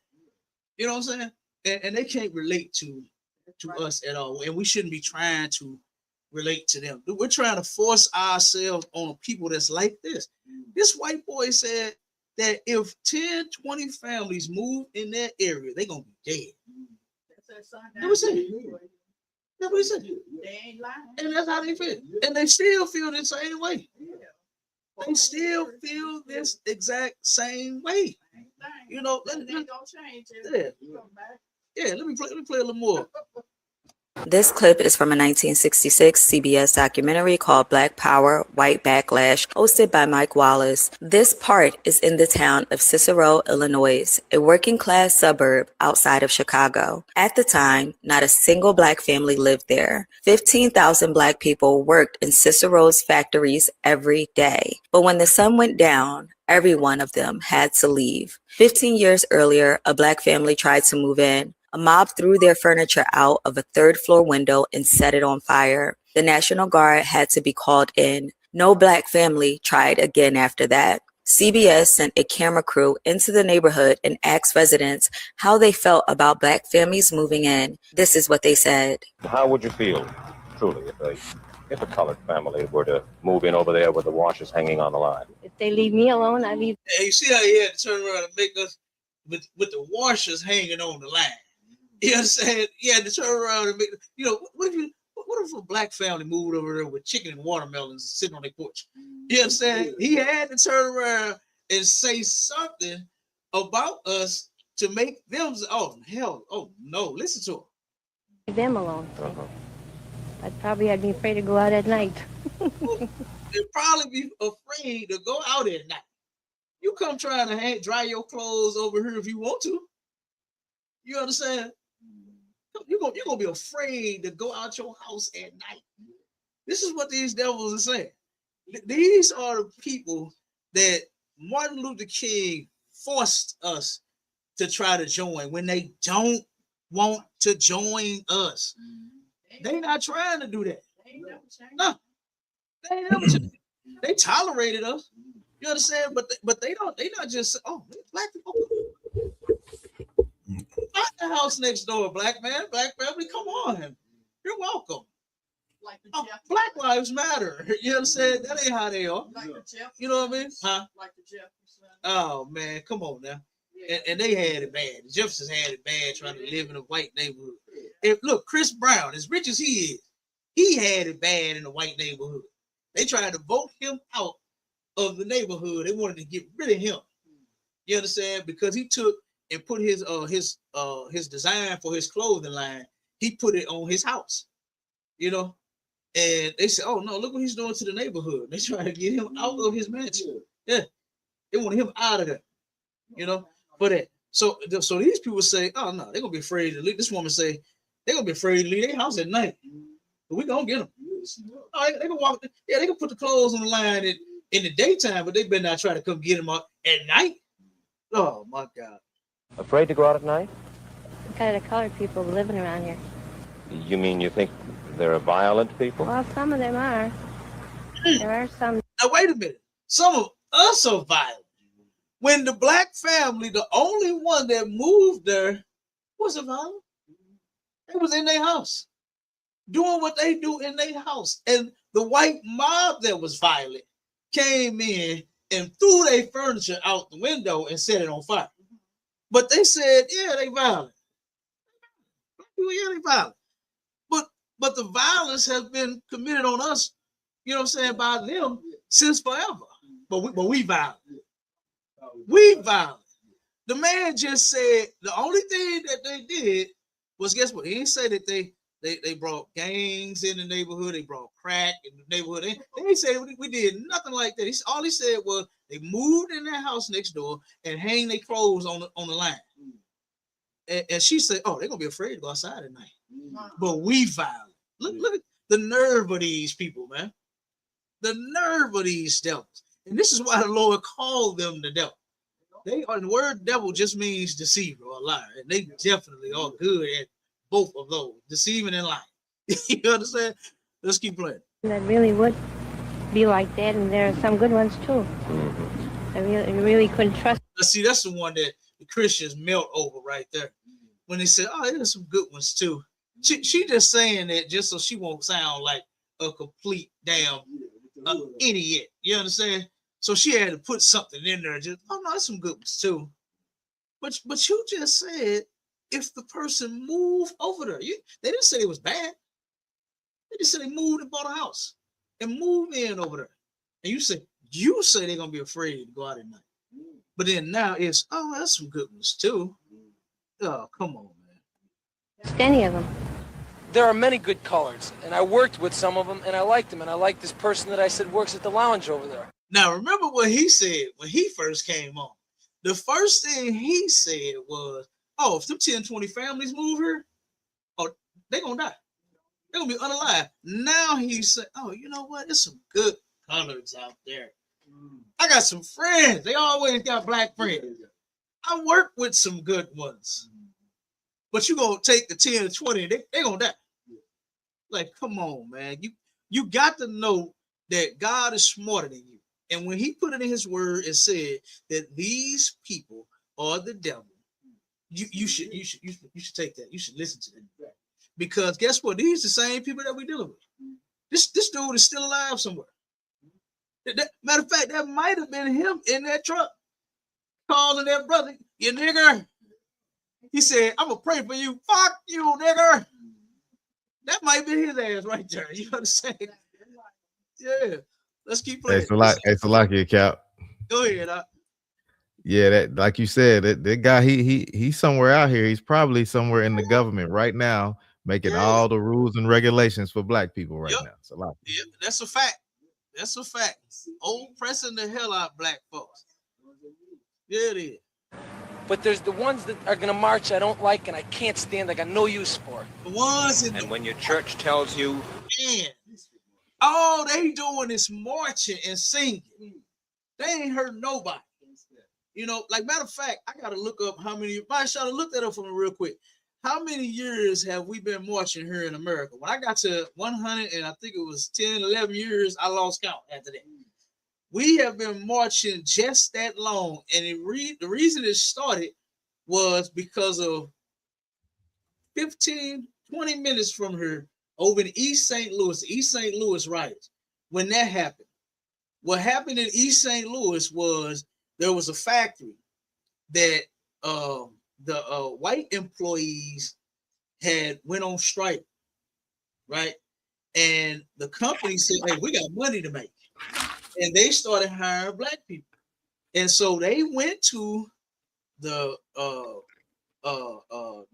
government and the mayors and everybody, politicians, they went to everybody, said, hey, them niggas is taking our job. And so they said, hey, that's the company's right to do whatever they want, hire whoever they want. So they said, okay, we're gonna fix this. And they unalived thousands of brothers and sisters over there because the white company hired black people because you was on strike because your smoke break was violated. You understand? That's what that type of shit was. So the company said, no, we got money to make. We know that they'll make some money. We know that these niggas go to work. So we're gonna hire them since y'all's gonna sit outside in the yard with a sign protesting. So then black folks ended up protesting and marching behind this thing that took place, behind this crime.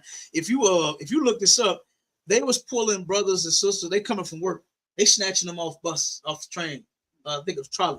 You know what I mean? They snatching them off the doggone buses, unaliving them. And they pull up to a stop sign. A mob of white people come and turn around and snatch them out their car. They burned down several houses. I went to them, to the houses that got burned down. It's still holes in the ground. It's still holes in the ground over there where they never even built nothing on top of it once they burned it down. Okay? This is why they started marching in this place. And he said those are the ones that he hate. Them the ones he hate. And them the ones that just walking around singing, saying, I am a man. We shall overcome. You know, that's all they're doing. Yeah, peaceful. And then you hate them, you know, and they're violent.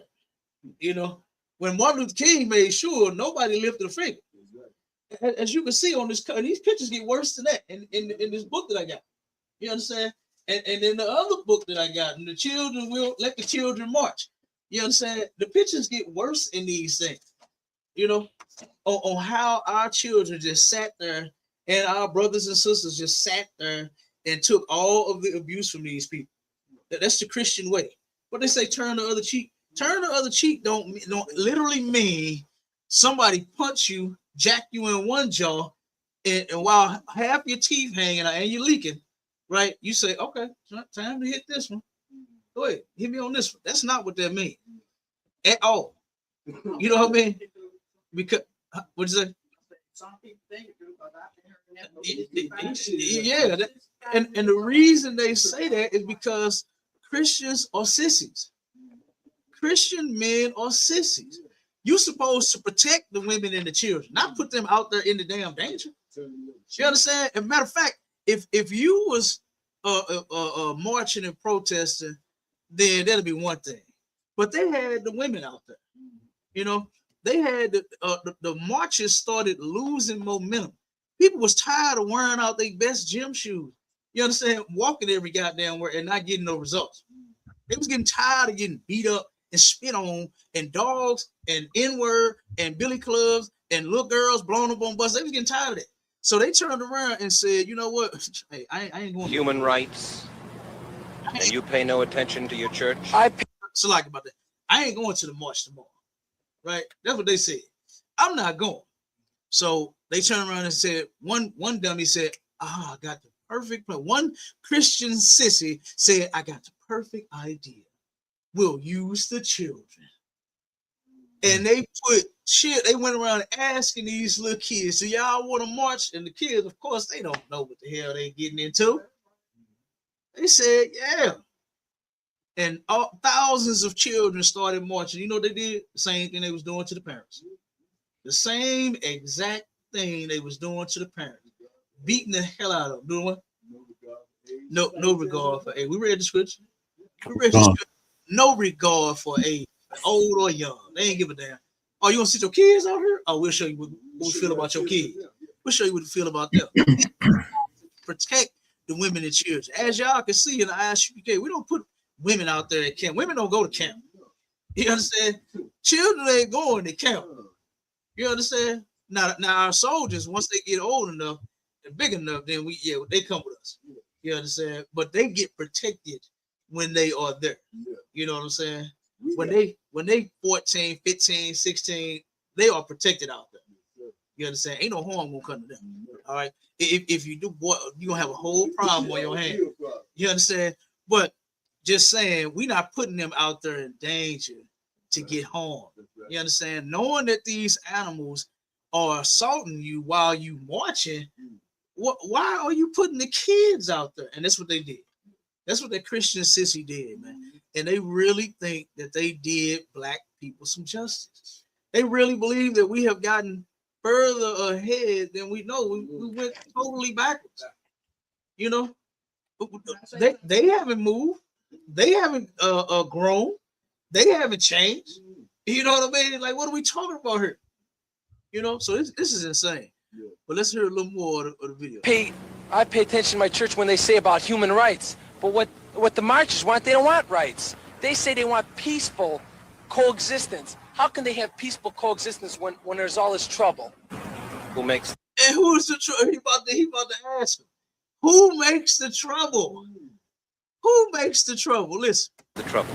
They do by marching. Woo! Good doggone night. This is the devil the Bible speaks of. He said, how they making trouble? In this country, you have the right to protest. That's right. That's a part of your rights as an American citizen to be able to march and protest if you feel like you've been treated unfairly. What's a lock you? Go ahead. That's so heavy out of what you bringing out. You know, they're not satisfied. You know, if you standing up for yourself, you know, they don't want that. They want you to be tail tucked. They want you to hold your head down.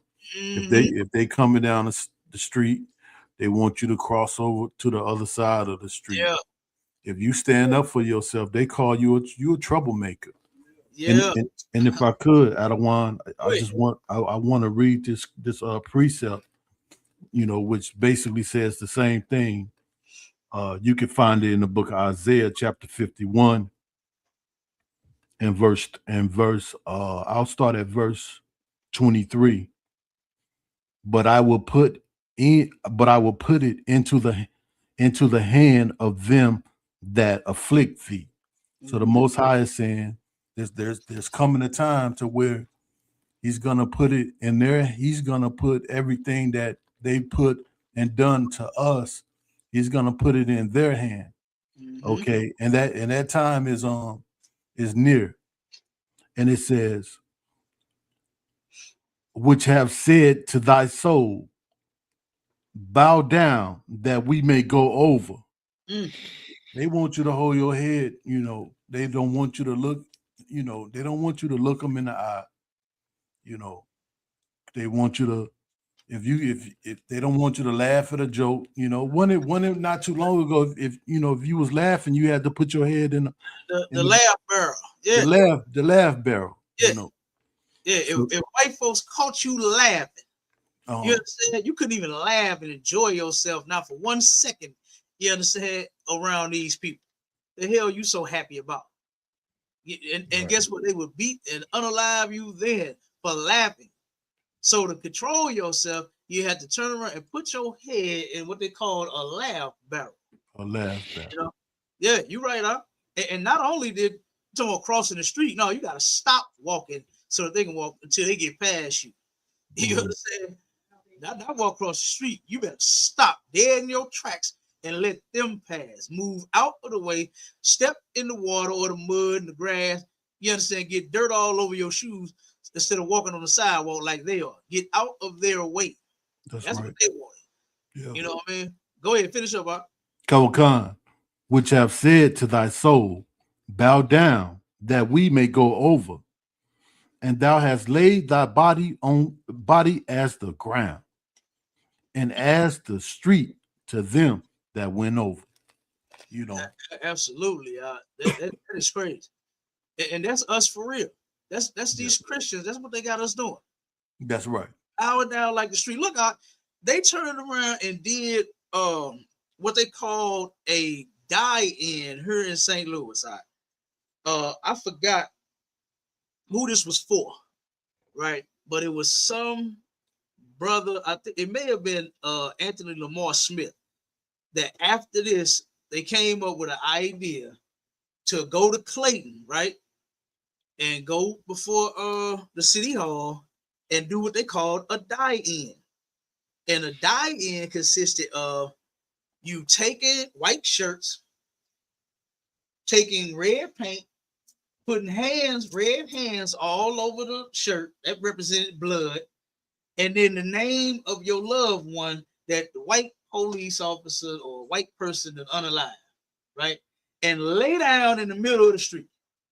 Y'all look that up. Matter of fact, Marshala, find that video, brother.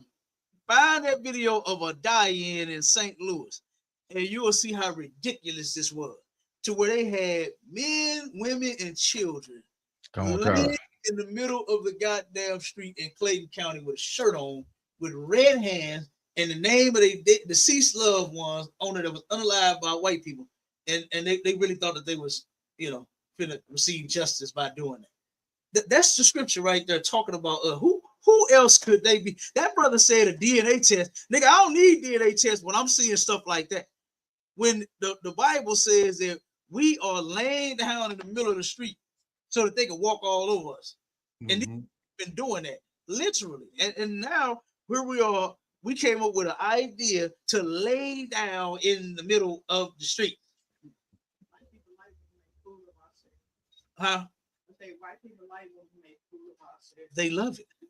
They do. They do, sis. They make them feel more secure. Yes. Yes. That's right, sis. They absolutely do. They feel superior when you are inferior. That's when right. When you walk up and you start tap dancing, boing, boing, boing. When you a clown ass nigga, oh, they love that. That's right. Oh yeah. When you can turn around and dunk the ball, you understand? When you can hoop, you understand? Oh, they love that. They love to see an act. But when you actually stand up for yourself, say, wait a minute, I'm not gonna let you mistreat me. Who the hell you think you are? Now you got a whole problem on your hands. Now you got a whole problem. But like you said, when you into humiliating yourself, oh man, they love it. They love to see us humiliating ourselves with shit like that. Ain't no way in hell we should be doing a die-in, a lay-in, or whatever the hell you call for that. All we got to do is what we have been doing in the ISUPK under Commander General Yohana since 1969 is turning our backs on these people. No longer giving them our love. We don't love them. We love our own people. You know, we're not trying to join you. You know, look at what trying to join you has gotten us all these years. They blew up some little girls on the bus. The sister that what's her name? Ruby. What was it? The first little black girl to ever attend school. Oh my God. That integrated with white school. Look her up. Ruby something. What is her name? Somebody find her name for me. Ruby something. And this little baby, this poor little baby, went to school. Matter of fact, all the kids, they pulled all of the white students out of every class she was in. What's her name?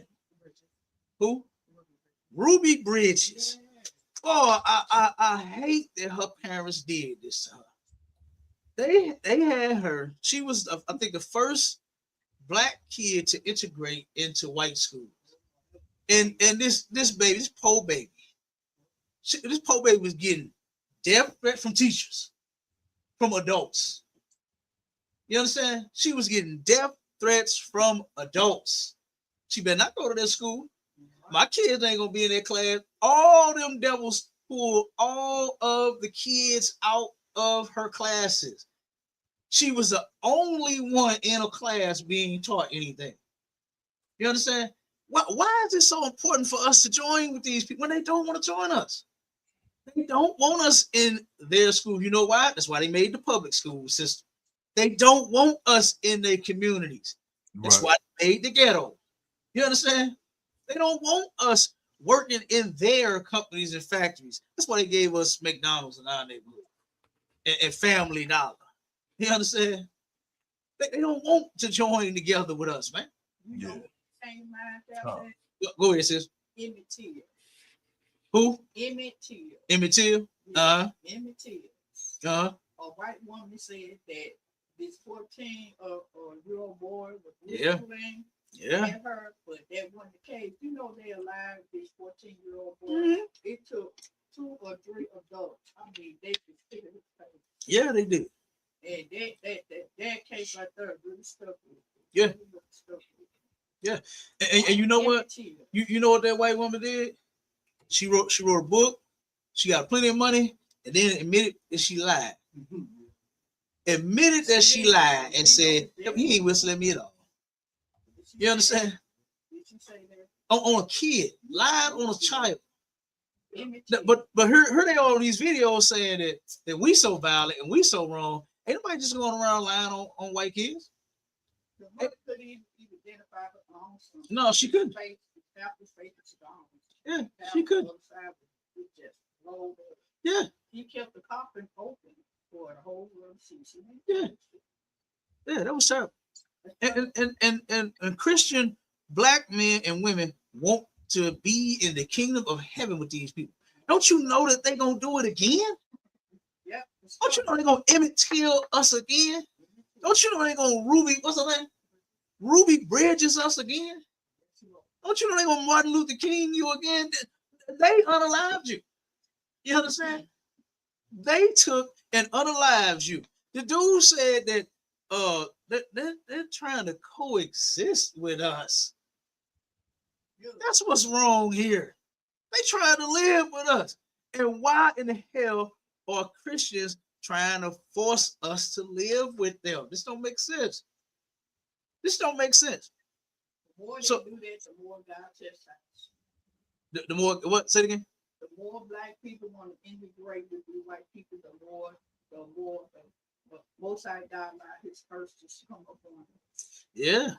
Yeah. Oh, they own us. And it devil, he throw down on us because he know that we are serving him and not our God. They know this. You know what I mean? They absolutely know that. And they know that we look at them as God. You know, our people are terrified of white people. Yeah. Yeah. Our people in the world are absolutely terrified of white people. That's why they respond and act the way that they do. I remember when I got into the truth, right? I used to own 2 barber and beauty salons out in Hazelwood. And the manager at one of my locations, right? I turned around and talked to him And he was like, "Yeah, I see this new stuff you on, bro." You know what I'm saying? And I said, yeah. And we had a whole conversation about it. And this brother, it was just me and him talking, right? Nobody was, no, it was a brother. Yeah, nobody else around, right? And he said, "Man, how you come to the conclusion with all the stuff that you coming up with?" And I was like, "Oh, the white man being the devil? Oh, I'll tell you." So I started telling him, and I said, "Who's responsible for putting drugs in our neighborhood?" "Oh, I heard you. I know what you're saying." This brother refused to say white people. Everybody, I asked his brother like 10 or 15 questions, and he refused to say white people. Why? Because he was terrified. He was a decent brother, man. He was a real good brother, but he was terrified of white people. He didn't, while me and him was alone, he couldn't even admit to the things that we have been taught in school. You was taught this in school that white people did this to you. And he was terrified to even open his mouth and say, "Yeah, white people planted drugs in our neighborhood. Yeah, white people was lynching our brothers and sisters. Yeah, white people did this and did that to us. Yeah, white people was fine." He never said it. He never opened his mouth one time and said anything remotely close with a W and an H together. He didn't even say white. And he said he made sure he didn't say a word close to white. You understand? He did not want to identify them people as being the devil. You know, and our people are scared of them, man. And look at how treacherous they are. Look at how murderous they are. This dude is a kid. He a kid. Yeah, he was a kid. You understand? I was talking about the white man, the white boy on this video. He a kid talking about what he gonna unalive if you move in his neighborhood. Right. Yeah, that old white woman say, "Oh, I mean, hanging their clothes on, niggas hanging their clothes out to dry. Oh, they gonna be scared to come outside at night. They gonna be scared to come outside at night." This is insane, man. Yeah, it is. Let me play a the thing that they do also get shoved on the rug, but once we do like one little bit tiny thing, oh, it's all over. We gonna buy. Yep. Let me play a little more of this one. This dude said the trouble that we make is by marching. He didn't say we did nothing wrong or illegal. You know, I like to say we bring the neighborhood down and all this. We actually will bring the neighborhood up. You know what I mean? If we was left alone by these people, like before, how our neighborhoods was up and theirs was down, then we'll do the same thing. But we too busy trying to join these people and love these people. And like dude said, "Man, you need Jesus. I'm gonna pray for you." No, why don't you take that energy and go pray for a brother or a sister? You understand? Pray for these sisters that's on strip poles and these brothers that out here selling drugs and committing crimes, because these are the things that was forced on us as a people. Pray for them.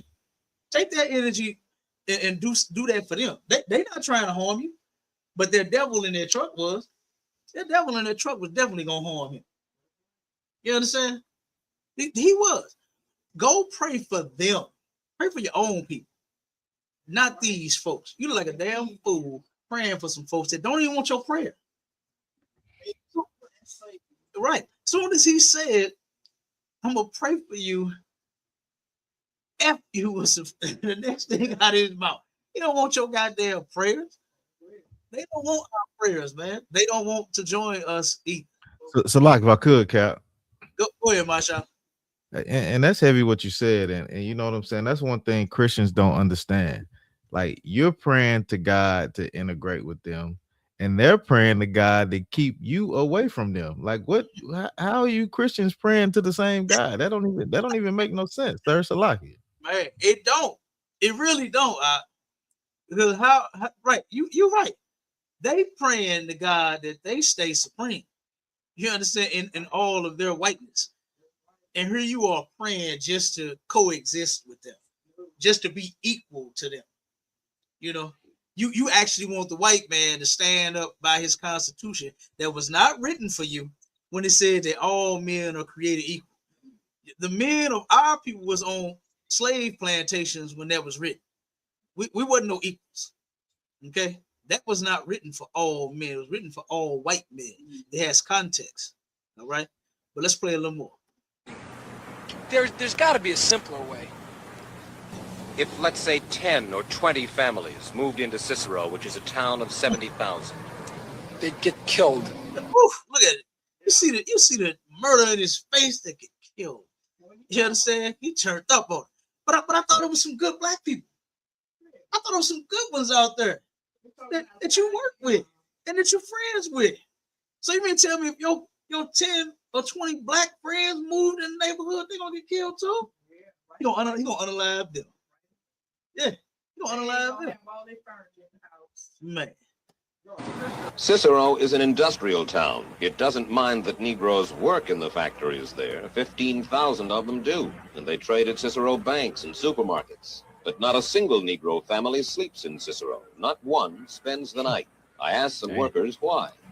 Because they don't know the Negro, that's why. How do you mean? Well, they think their value of their property goes down, and the majority of them feel that we're dirty. What about some of those criticisms that the Negro is dirty, that the Negro is more violent, therefore the Negro doesn't make as good a neighbor? Well, that's because they have never given the Negro the chance. They don't know it, the Negro, I tell you. If they would stay long enough, the Negro is not dirty. Well, I don't think. She right. The Negro is not dirty. We taught them how to take baths, and they still don't even know how to do it. You understand? We not violent like what they claim.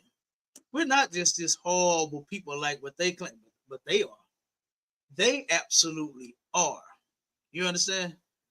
So, but here's the Christian. That's Christianity right there. She made an excuse for them. Well, they just don't know the Negro. If they would just stay and just watch us and talk to us for a while, they would understand that we're good, clean people. We're not dirty. We're not dirty. You understand? Like, no. They see you. They know that you're cleaner than them.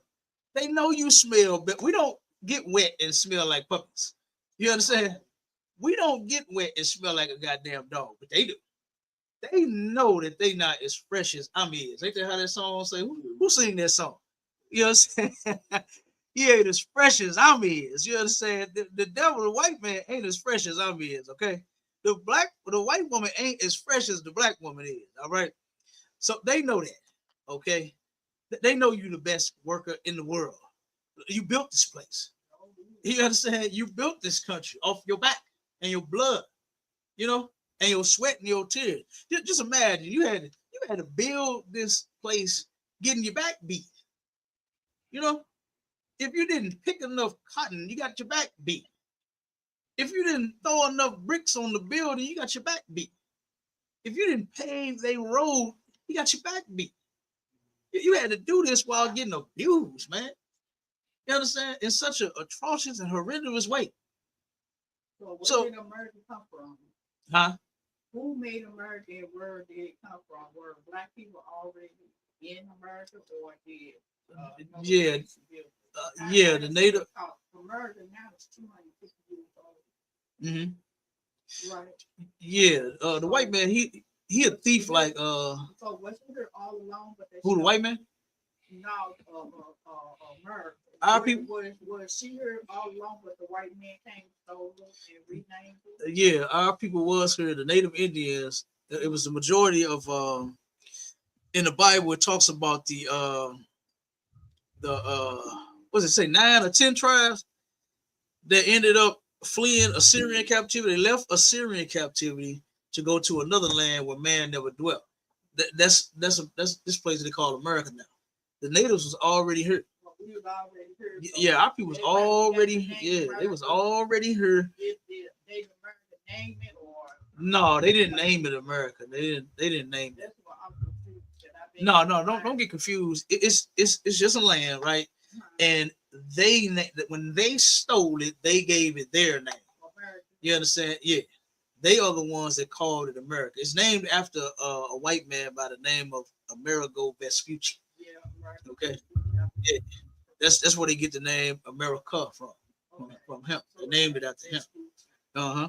So, a man, right? America's a man, right? Yeah, Amerigo Vespucci, yeah, white man. Yeah. So that's where America got his name from that dude. They named it after him. So when he took it, he stole it from the natives, right? Because the natives were here. they was already living here.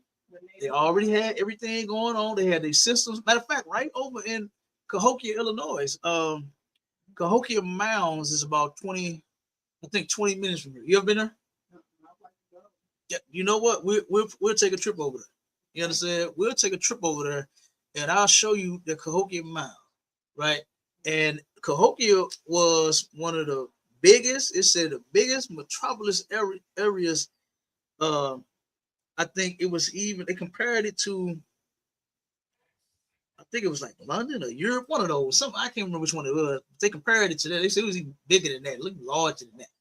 And the natives had it going on, right? They had everything going on over here. They had businesses, they had food, they had animals, they had all they they had everything.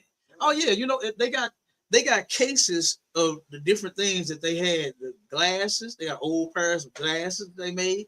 They had tools, hammers, screwdrivers, all kinds of stuff that the natives was working with. They still got them over there. But what they did was, if you look at it now, you know they didn't completely destroy that area. You know, not that many houses over there no more. It's real industrious. It's just factories everywhere. You know, big businesses and companies over there. Especially where the mounds, the Cahokia Mounds is at. They, huh? Mounds. Yeah, it was like they made pyramids and stuff like that, right? Because they are the same people that helped build up Egypt. You know what I mean? When you go in the Bible, it'll tell you that we built up their treasure cities in Egypt, and those mounds, those pyramids, that's what the Egyptians like, and we built those for them. And then they have mounds over there in Cahokia in shapes of pyramid that even got the steps going up the sides of them, same way that they got them like in Egypt, you know. And it's because hey, those same people that built them in Egypt, they built them here when they fled the Assyrian captivity, you know, and they came to what they call America now. You know what I'm saying? They came here and they built up this place, you know, and of course the what huh? Can you live in the pyramids now? Can you live in a pyramid? I'm pretty sure you probably could. You know, I ain't finna live. My pyramid is a little house, a little 4-bedroom with a kitchen, and you know what I'm saying? With a kids in the house, 10 kids. Yeah, all that. That's my pyramid right there. I ain't living in one of them. You know what I'm saying? I ain't living in a pyramid, but you probably can though. I mean, hell, they make tiny houses, so they can probably make a pyramid. And matter of fact, they got A shape, what they call A shaped tiny houses. It's like a little pyramid, you know. So they got all kind of stuff now. But yeah, no, they they took this land from them, called it their own. You know, if you look up the Trail of Tears, you know that was when they took the natives. And hey, I own this place. They went and made themselves deeds to a property that was not theirs, shoved the paper in the natives' face, and said, "Hey, I own this land. You gotta go. This here my land. You got to go." You know, and they unalived them as they was forcing them out. That's you know where what I mean? Thanksgiving come in, right? Yeah, you get the Thanksgiving from that too, to where they turn around. They didn't know that the Native Indians were the true spirit. They warriors for real. You know what I mean? And you couldn't just unalive them. You just wanted to do that. You know, and they fought them, and they saw that they could not get them to stop. You understand? So they turned around and started. They killed millions of buffalo. Their main source of food. You know what I mean? They kill you. You can look online. They got pictures of buffaloes, dead buffaloes stacked to the damn sky. The white man, they stacked so many together. The white man walked up all of them and took a picture showing that we killed all these animals so that they won't eat. You understand? If we can't kill them all, we're gonna starve them out. You know, we're going to get rid of these people. You know, that's what their goal was. And then now, hell, it's very few natives anywhere.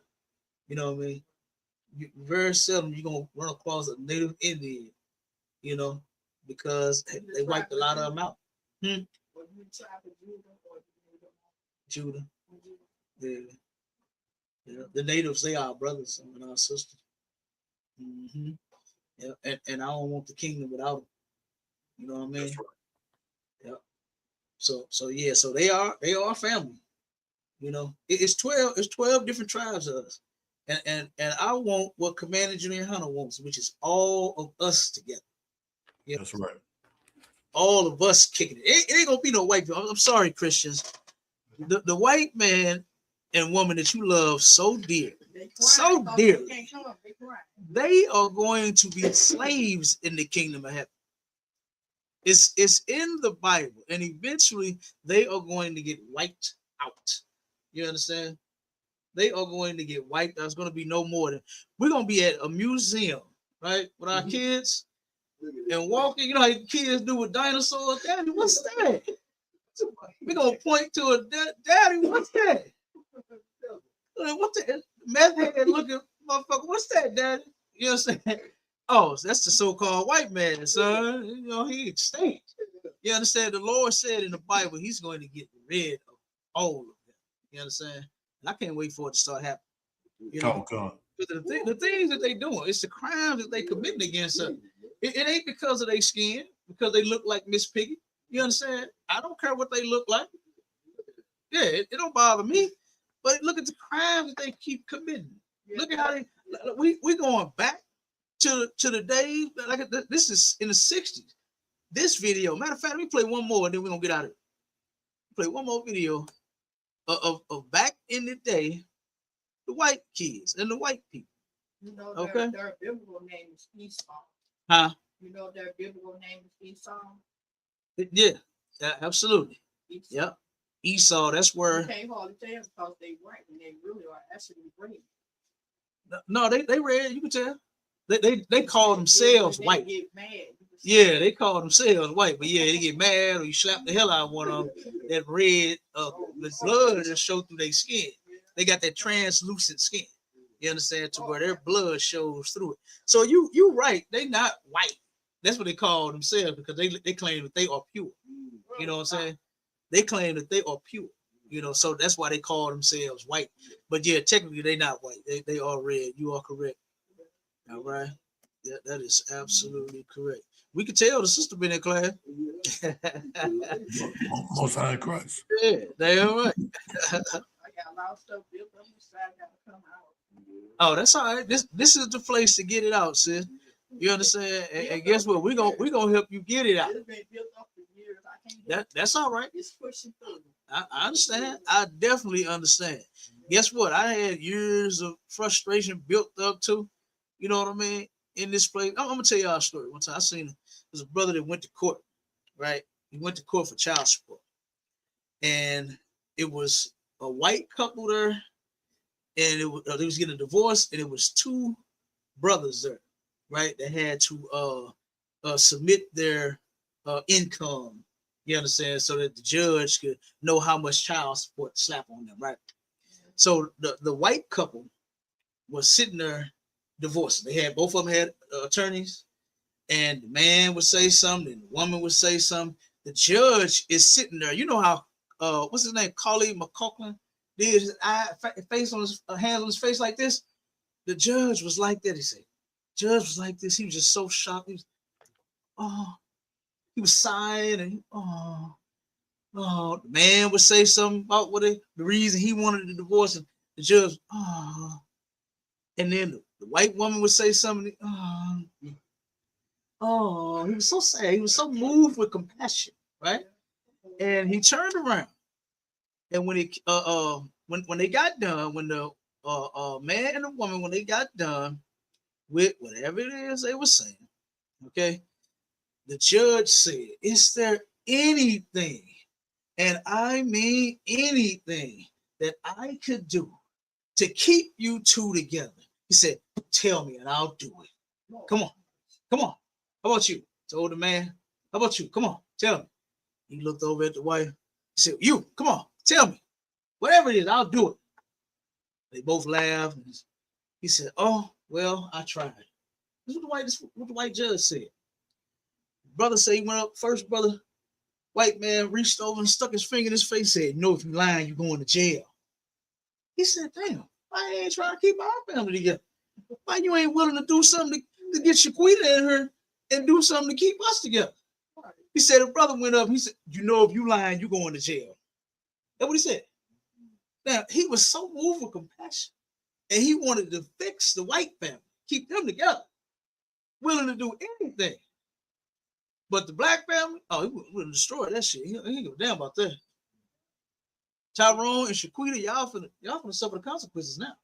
You understand? He wasn't moved with not an ounce of compassion for them brothers, you know, and their sister.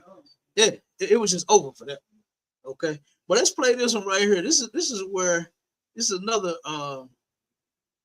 old one, another old video to where where these is children here, little white kid.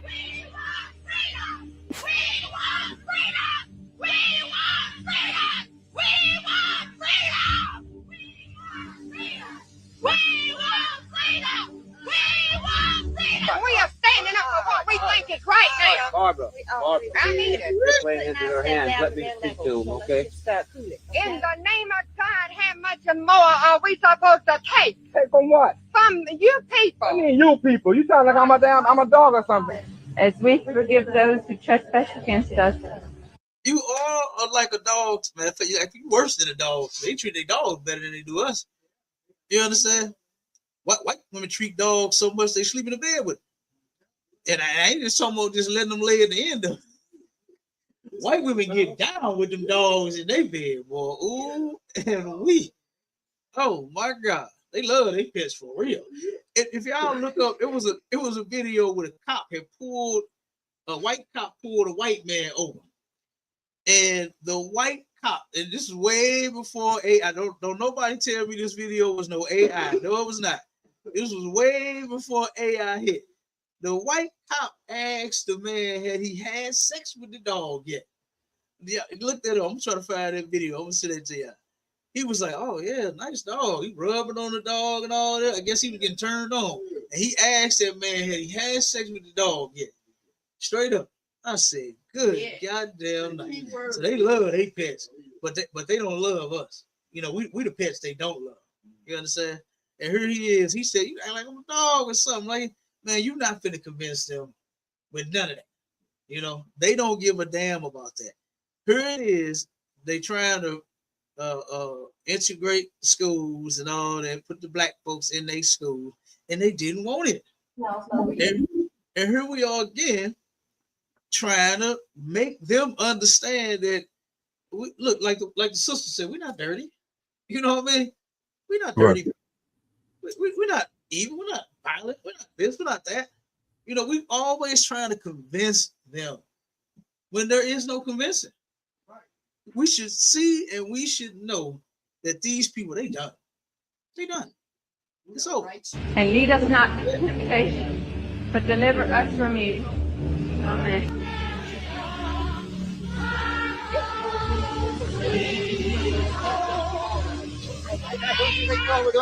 No, we need our rights. They want our rights. They're not going to give it. Save our school. And they don't have enough gumption to turn around and tell that Supreme Court to rule on the laws of the land rather than to mess with our children and ruin our education and put our country down. Now, they were appointed officials, and we'll impeach every one of them if we have to get this country back where it belongs. By the time somebody do something, because now all of a sudden the tide is turning a little bit. You see how things feel now. You all come upset, huh? You're all upset. Say somebody taking your rights away. We want no trouble. We don't condemn these black people. They are human beings too. We understand that, but we want our school. If you understand they're human beings, then why you don't treat them like it? Why don't you treat them like human beings if you think that they're human beings? That's because they don't. They really don't. In their Constitution, they said that we're 3/5 of a man, and they still feel that way. We're not even a whole man and a whole woman to them. They don't believe that we're human beings at all because they don't treat us like it. At all. And we're going to get it if we have to go to Washington to get it. We are doing what they have done many, many times. Now, is that wrong? She's talking about them marching. You understand? Now they done did it many, many times. We doing what they did, which is march. That's all. You understand? And nobody cares about you marching. Nobody's trying. Well, I don't know what the brother is trying to do. I don't even know why he out there even bothered with that. You know what I mean? Why are you even out there in these people's face, even trying to talk to them about anything? When they don't want you there in they school, they're saying save the schools. Right. SOS, this is an emergency. Save our schools from these niggas. Yeah, that's what they saying. That's what they saying. Save the school from these people. People of this world today, is it wrong that we stand up for a change? For the first time, we are standing up for our rights. What is wrong about that? And why did he have to come over here? To order us to do what they want us to do. Now we're not going to do it. That is over. These people fight for your right. And I mean fight for what you think is right and what you're here to fight for. You got a heart, you got a conscience. Fight for it. And give it all you got. And I mean the people of the world today better do it. Because if they don't, they're going to be dominated throughout this world by this federal government, which is dominating the world today. No matter who you are, black or white, if you feel that it's right, fight for it. But fight for the right thing. Don't create a disturbance, but fight for what you got and for what you worked hard for. In my opinion, if anybody has the right to fight, it's the Indians. They were the ones that were here in this country before the black people or before we were.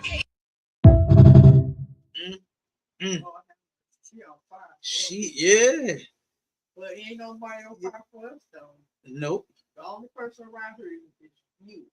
You making a big difference. Well, I appreciate it.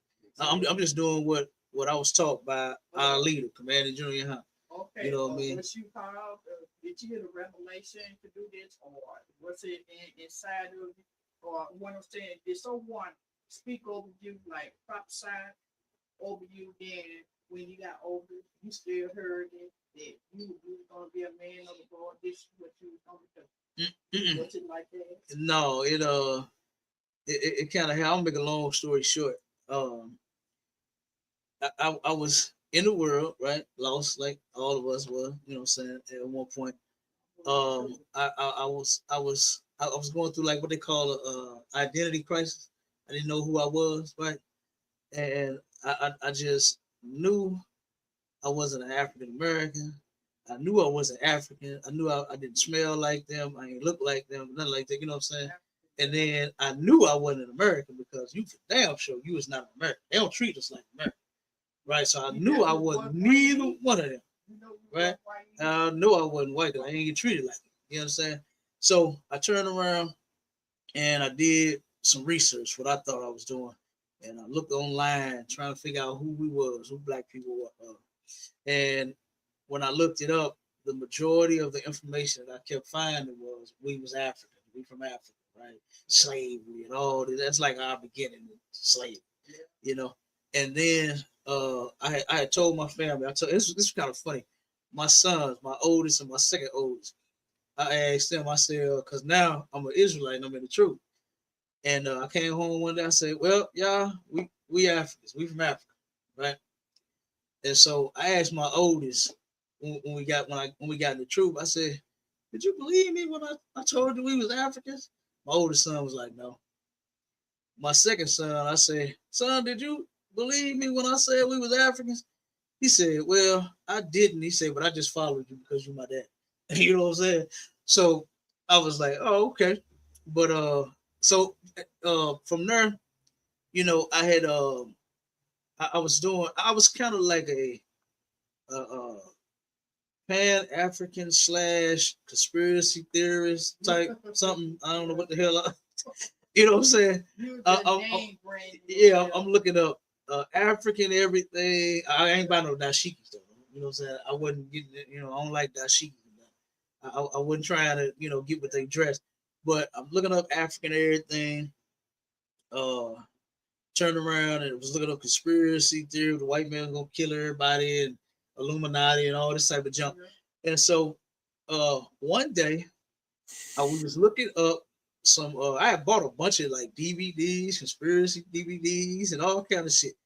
Bought a bunch of guns and grenades and rocket launchers and everything. I said, boy, if they're gonna come get us, they're gonna have a fight on their hands, right? So turn around and turn around, and one day we was looking at videos online, and I seen some brothers dressed kind of funny, looking like Earth, Wind, and Fire, right? And I was like, what the hell is this? I just clicked the video, right? And then I heard them say on the video, I can't remember what group it was. It wasn't the ISUPK, but they were saying that we supposed to keep God's laws. We're not supposed to eat pork, shrimp, crab, and lobster. We all these different things. I was like, what? I'm like, hold on, I done read the Bible 10 times and I ain't catching none of that. You know what I mean? And so I told my son, go get my Bible. And I'm following the scriptures, what they say. I'm like, damn, they do say that. Follow most, damn, we do say that. You know, like, I missed it. You know what I mean? So turn around after that, you know, from there, I had to look, I thought I found the truth, right?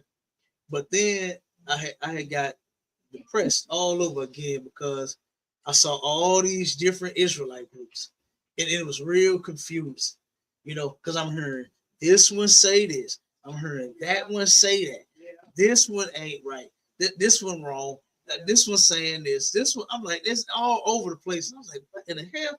So when I started before, I had went through, you know, okay, when I had started before, I had went through all of the religions, right, to find out that all of them was false, right? All the thousands of damn denominations that's out there. Then now I go through all these damn thousands of Israelite groups, you know. So I had to fish through all of those in order to get to the truth. So I had broke it down to two groups, ISUPK and IUIC. I was watching those two videos, and one of my ribs had hit me with a video. I remember it like it was yesterday, boy. I was at one of my contracts, and I just about to get started. And she said, baby, before you get in that purple group, she said, I need you to see this video. Right? So she sent it to me. And she turned around and sent me a video where, and it was compiled not by the ISUPK.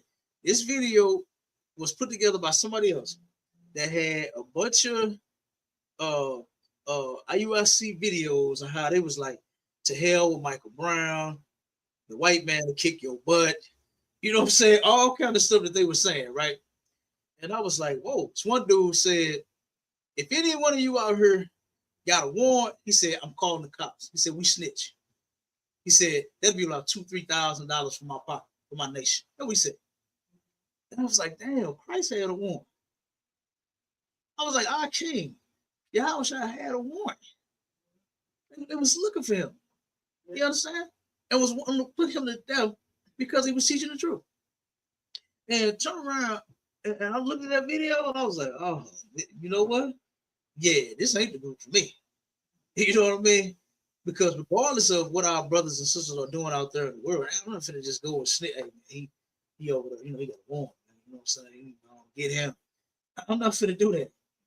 You know what I mean? The very people that we are supposed to be helping, how am I helping them if I'm snitching on them? You understand? And when I'm saying snitching on them, I'm not saying let a person commit a crime and you just stand there and just, you know what I'm saying, don't say anything. I'm using the same context that he did. Is a person having a warrant, guess what? They could have forgot. You understand? It's very easy to get a ticket and forget about it 3 months later. You know what I mean? It's very easy that, hey, guess what? You don't have the money, you know, to pay for the tickets. You don't have a lawyer to, you know, to handle the ticket for you. You can't pay the lawyer. You don't say the mandatory insurance, right? You might get an insurance ticket. You don't have insurance. You have insurance when you come to court. They'll drop it and just let you pay court costs. But the goddamn insurance be so high. You know what I mean? the brother or sister might not be able to afford the insurance. So I'm not just gonna just oh, you got a $2,000 to $3,000 on you. Why would you do that? You know what I mean? So when I saw that video, I said, oh yeah, you're right, man. This ain't the group for me. This is not the group for me. So I turned around, and in order to learn the Bible, learn the truth, I decided on going with the group that had the best reputation, right? And it sounded like they really love black people. I watched some documentaries on Commander Junior High. I'll send you the documentaries that I watched. And when I heard him say that, he said, if black people don't have, everybody had left the school, and there was one man standing. There was just Commander Junior High. He was the only one that stayed. And he said, if I don't teach my people the truth, they die. And I said, whoa. I said, that man loves black people. He loves his people, because everybody else said, oh man, this is whack. I'm out of it. They left for whatever the reason. And he stayed. And he said, no, I got to do the work of the Lord. He had a captain over him too. Yeah, he had generals over him. Yeah. And they left. They left school. The heads of the school and the other brothers, they all left. Everybody left. And he was the only one that stayed with the truth. He was the only one that pushed the truth. Yeah. So this is why I wanted to follow a man like that. You understand? That had the kahunas to do the work of the Lord, to actually hang in her, regardless of what the situation looked like. When I heard his story, I was like, man, you know what I mean? To hear everybody leave it. I mean, just imagine, you know, what, huh? The congregation leaving. Yeah, everybody that was in the school at that time, they left. Even the heads left. He was the only one that stayed. So this is why he is certified for his position to do what he's doing today, because he the one held on to it. He didn't let it go. You understand? And he's been teaching it. He hadn't changed it up like what the other ones have done. All of those cats in them other groups, they done switched it up. They done switched up the truth, started making up doctrines, all kind of garbage. I done heard some of the worst stuff that you could imagine. You know? So yeah, so that's how I ended up in the position that I'm in. You know what I'm saying? I got in class, huh? I said, you qualified to do this, like I said about half an hour ago. You're the man. Oh, I appreciate that. Sid. Look, I ain't the man. I just work for the man. You know what I'm saying? You the man, you work for the man. Our king, you know what I'm saying? Our shot, Most High. They the ones. Commander Junior High. I'm just doing my part. You know what I mean? Yeah. You have done more than your part, bro. I appreciate that, sir. I appreciate those kind words. You know what I mean? I appreciate that. I appreciate that. Let's get to your scriptures real. Let's see. I mean, control. But let's get to your scriptures real quick. Let me get out of here. Give me Psalms 58 and start at verse 1 and read down to about 5, maybe. Come on, sir. The book of Psalms, chapter 58 and verse 1. Do ye indeed speak righteousness, O congregation? Mm-hmm. Do ye judge uprightly, ye sons of men? You sons of men. Well, you judge right. We see the sons of men, don't we? It's talking about the other nations of people. You understand? These sons of men, they don't judge righteous. Go ahead. Come on, sir. Verse 2. Yea, in heart you work wickedness. Mm-hmm. You weigh the violence of your hands in the earth. Man, look at the devils on this video, them documentaries. They weighing out, you know what I'm saying, the violence at their hands in the earth. You understand? At no time are they stopping, okay, to clean up their act. Law. They just putting it out there on whoever, wherever, whenever, for whatever. Those brothers and sisters, I don't agree with marching, right? But those brothers and sisters was just peacefully marching, man, singing songs, you know. And those devils made sure that they said it on film. Oh, let them move over here if they want to. They're gonna be unalive. They're gonna be dead in the morning. They're gonna be afraid to come out at night. You know, this is insane. Go ahead. Come on. Psalms 58 and verse 3. The wicked are estranged from the womb. The wicked, and this is talking about our oppressors. It's talking about the so-called white man. The wicked are estranged from the womb. Okay, go ahead. Come on. They go astray as soon as they be born. They go astray soon as they be born. They're no longer with us. You understand? They go astray as soon as they be born. Okay, keep going. Speaking lies. Speaking what? Speaking lies. Didn't you hear all them people, all them devils lying on black people on their videos, saying that they violent? They gonna bring this and bring that. And they gonna do this. All they was doing, they make trouble. Man, ask them how. Who makes the trouble? They do. How? By marching. They're talking about peaceful coexistence. What's wrong with that? You understand? And I'm just saying it in a sense of how he's saying it. I know what's wrong with it because there ain't gonna be no peace. We ain't gonna never have no peaceful coexistence with them because they don't want to coexist with us. But I'm just saying, in his aspect.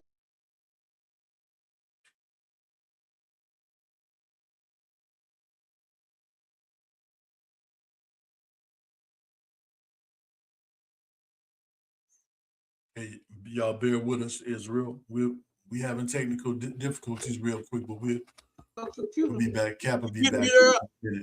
Khan, I can hear you, sir. You can hear me? Come on, Khan, sir. Okay, dang, I wonder what happened. But their screen just went black. I'll figure it out later. Let's finish up the scripture. We'll get about it. Come on, sir. Their poison is like the poison of a serpent. They are like the deaf adder that stoppeth her ear. They like the deaf adder that stoppeth their ear. You know those white folks wasn't hearing nothing that those black folks were saying. That white woman was so enraged that black man even came over there to even talk to her, to even ask why they doing what they doing. You understand? When that sister was saying, well, that's because they don't know the Negro. That's why they act like that. They just don't know us. If they had the time to talk to us, they ain't trying to talk to you, lady. You understand? They're not civilized. You are. You're civilized. They're not. Can't you see that they are animals? They are like the deaf adder that stop at their ear. They're not hearing you. They're not hearing you. That's right. Okay? That woman was never going to hear you. Martin Luther King's passive-aggressive thing was to where white man is going to see your suffering. And somehow he's going to just snap out of it and have compassion. He's going to have your foot on your neck, and then he's going to hear you saying, "Oh, I can't breathe," and all of this. And he's supposed to, "Oh shit, this is a man, this is a human. Come on, let me help you up, my friend." That's what Martin Luther King actually thought that they were going to do. And it ain't happening. You understand? It ain't gonna happen.